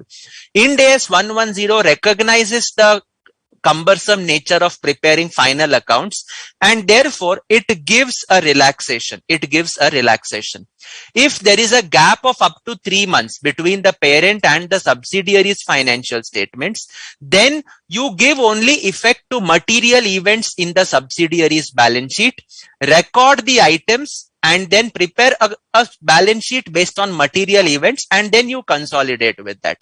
However, if the time gap is more than 3 months, then you need to prepare a detailed set of financial statements, and thereafter you need to do the consolidation. So up to 3 months, give effect for material items, prepare the revised balance sheet, prepare the revised financials, and then do the workings. What do you mean by material events? It depends. The management will tell you routine sale, purchase, etc. are not material events, but fire, earthquake, any exceptional item, you got any windfall profit, bumper orders have come in, any kind of these items happen, then they would be known as material events. To which you will have to give effect If, however, the duration is greater than 3 months, the difference, then no excuse. Whether you do or not, whether you want or not, you have to prepare detailed financial statements. Giving only material effects is not permissible. Okay. So what are you going to do? Restate whose balance sheet? Parent to restate nahi karoge. Parent is the one who decides everything. Subsidiaries you will restate. Restate S Limited's balance sheet as on P Limited's reporting date.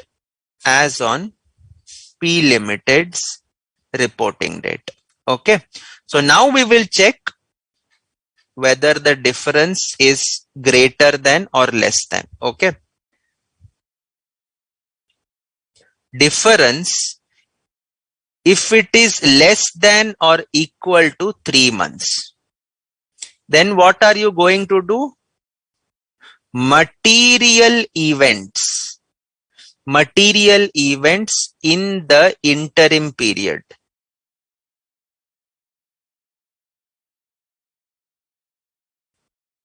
should be adjusted. Should be adjusted. And a restated balance sheet should be prepared. Should be prepared. Incorporating effects of all material items. Who decides the material items? It is the management which decides what are the material items. Okay. So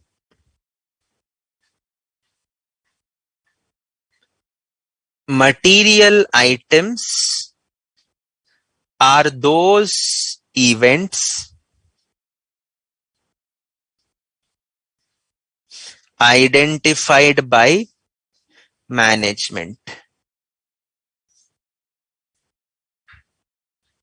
which would be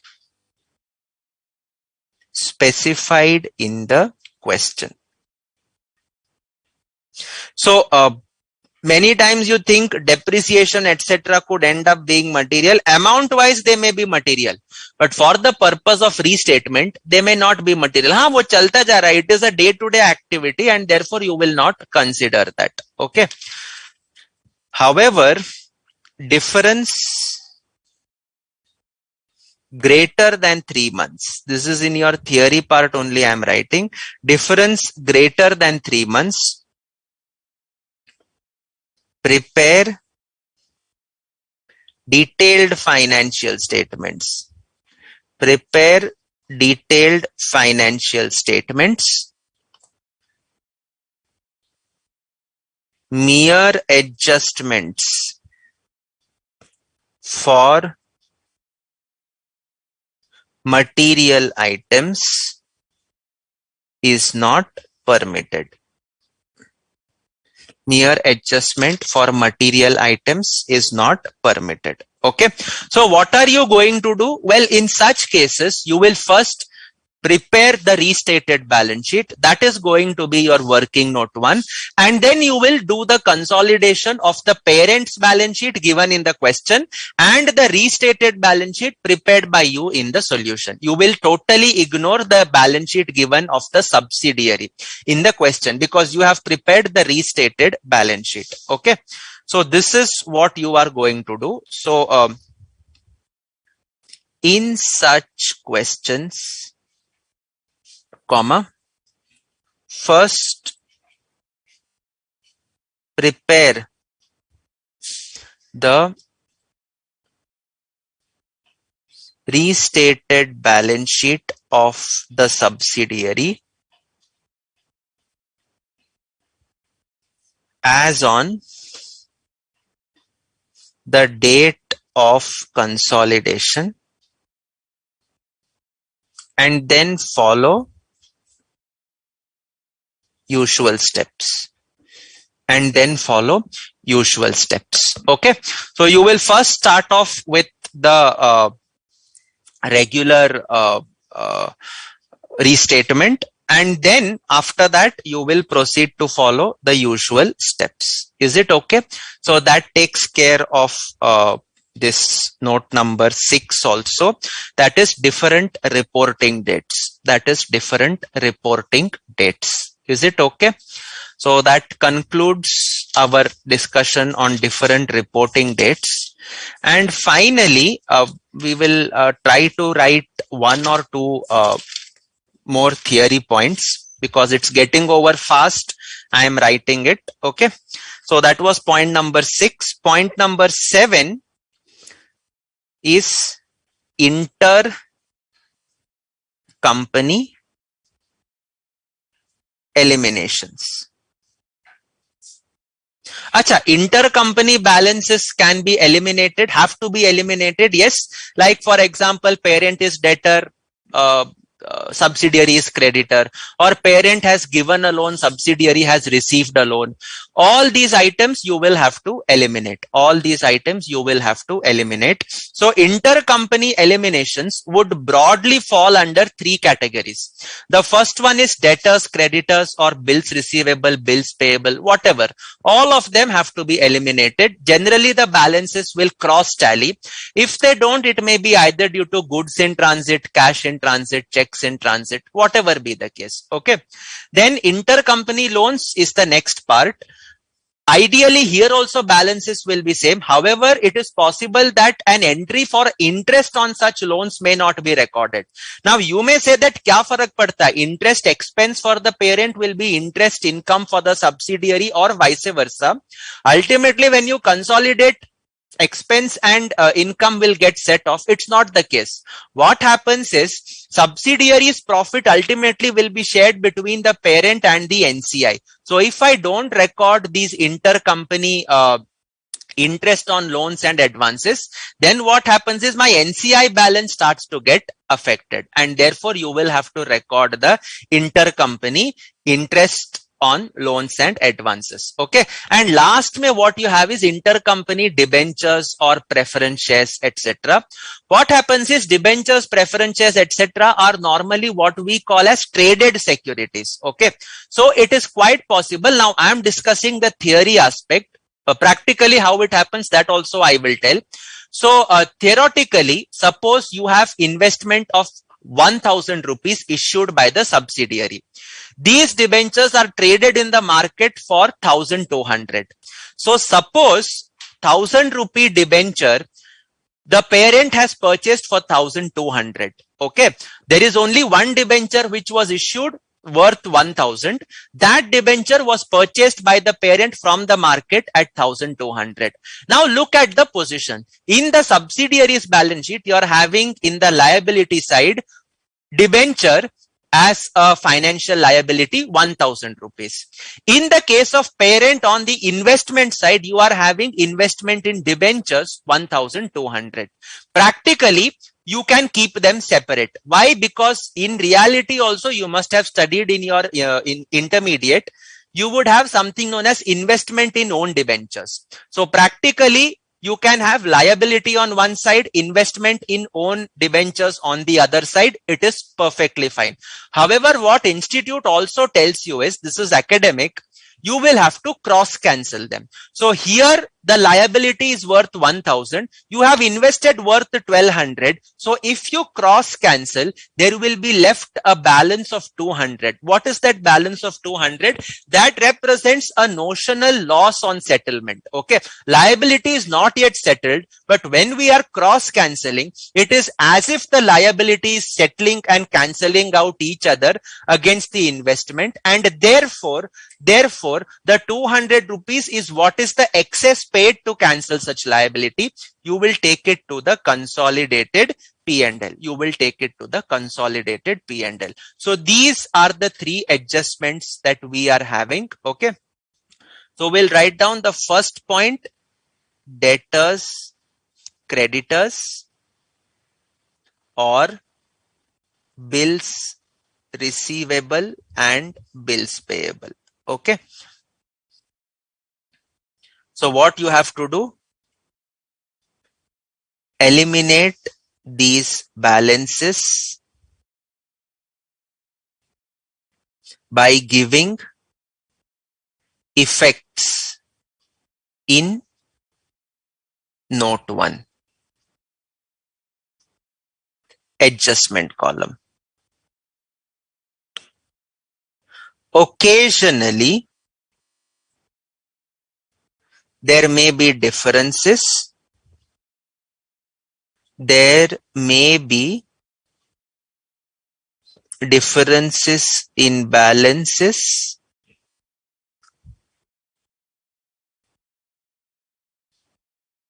attributable to goods or cash in transit. Such information will be specified in the question. You would have seen goods in transit, cash in transit in your intermediate. Okay. When you used to do branch accounts. Okay. Such information will be specified in the question. So debtors, creditors. Okay. Next one is intercompany loans or advances.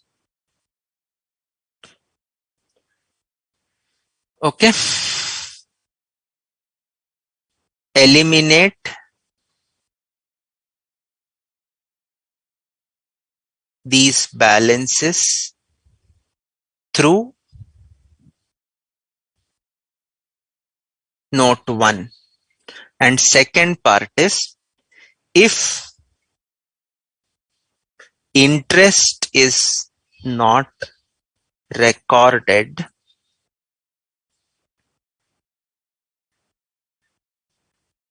separate entry for interest needs to be recorded prior to elimination. Why will you record the interest entry? Because ultimately it affects the NCI share in the profit or loss. Okay. And therefore you will have to record it. If parent is 100% owning the subsidiary, then it makes no difference whether you record the interest or not. Okay. Okay. So that is why you will have to record this. Okay. So these are two adjustments that we are having. Okay. And the third adjustment is debentures or preferences. What I will do is we will continue that in the next session. Next session we have dividends, parallel subsidiaries, and yeah, I think I can start with stake sale also in the next session. Okay. So that's it for now. We will continue with the topics in the next class. Okay. So that's it for today. Thank you. And I think there were a lot of disturbances in between. Sorry for that. Okay. But I hope you have kind of understood whatever is done. I'll see what all problems I can do. Largely, my focus will be on sticking to your study module. So whatever topics are there, there are some problems like 47 is not there in your study module. It's picked up from the old syllabus. Similarly, for these intercompany eliminations, we do have questions on them. I'll try if I can do it. I will just do it little fast, like how I did question 47 today. In fact, I will tell you to read the question and come. Where is that? Yeah. So what I want you to do is I want you to read question number 46, and the format is already shared with you. Try to feed up the figures, whatever are there. Okay.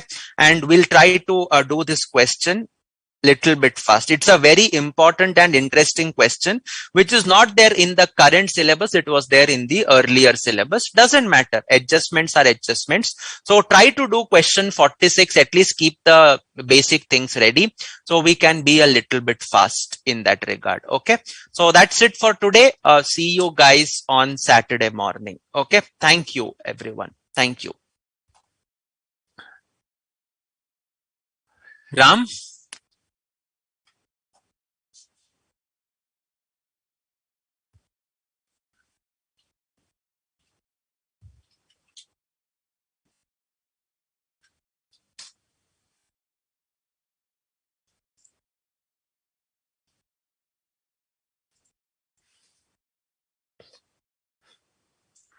Okay, any doubts you have, guys? Any problem, any doubts?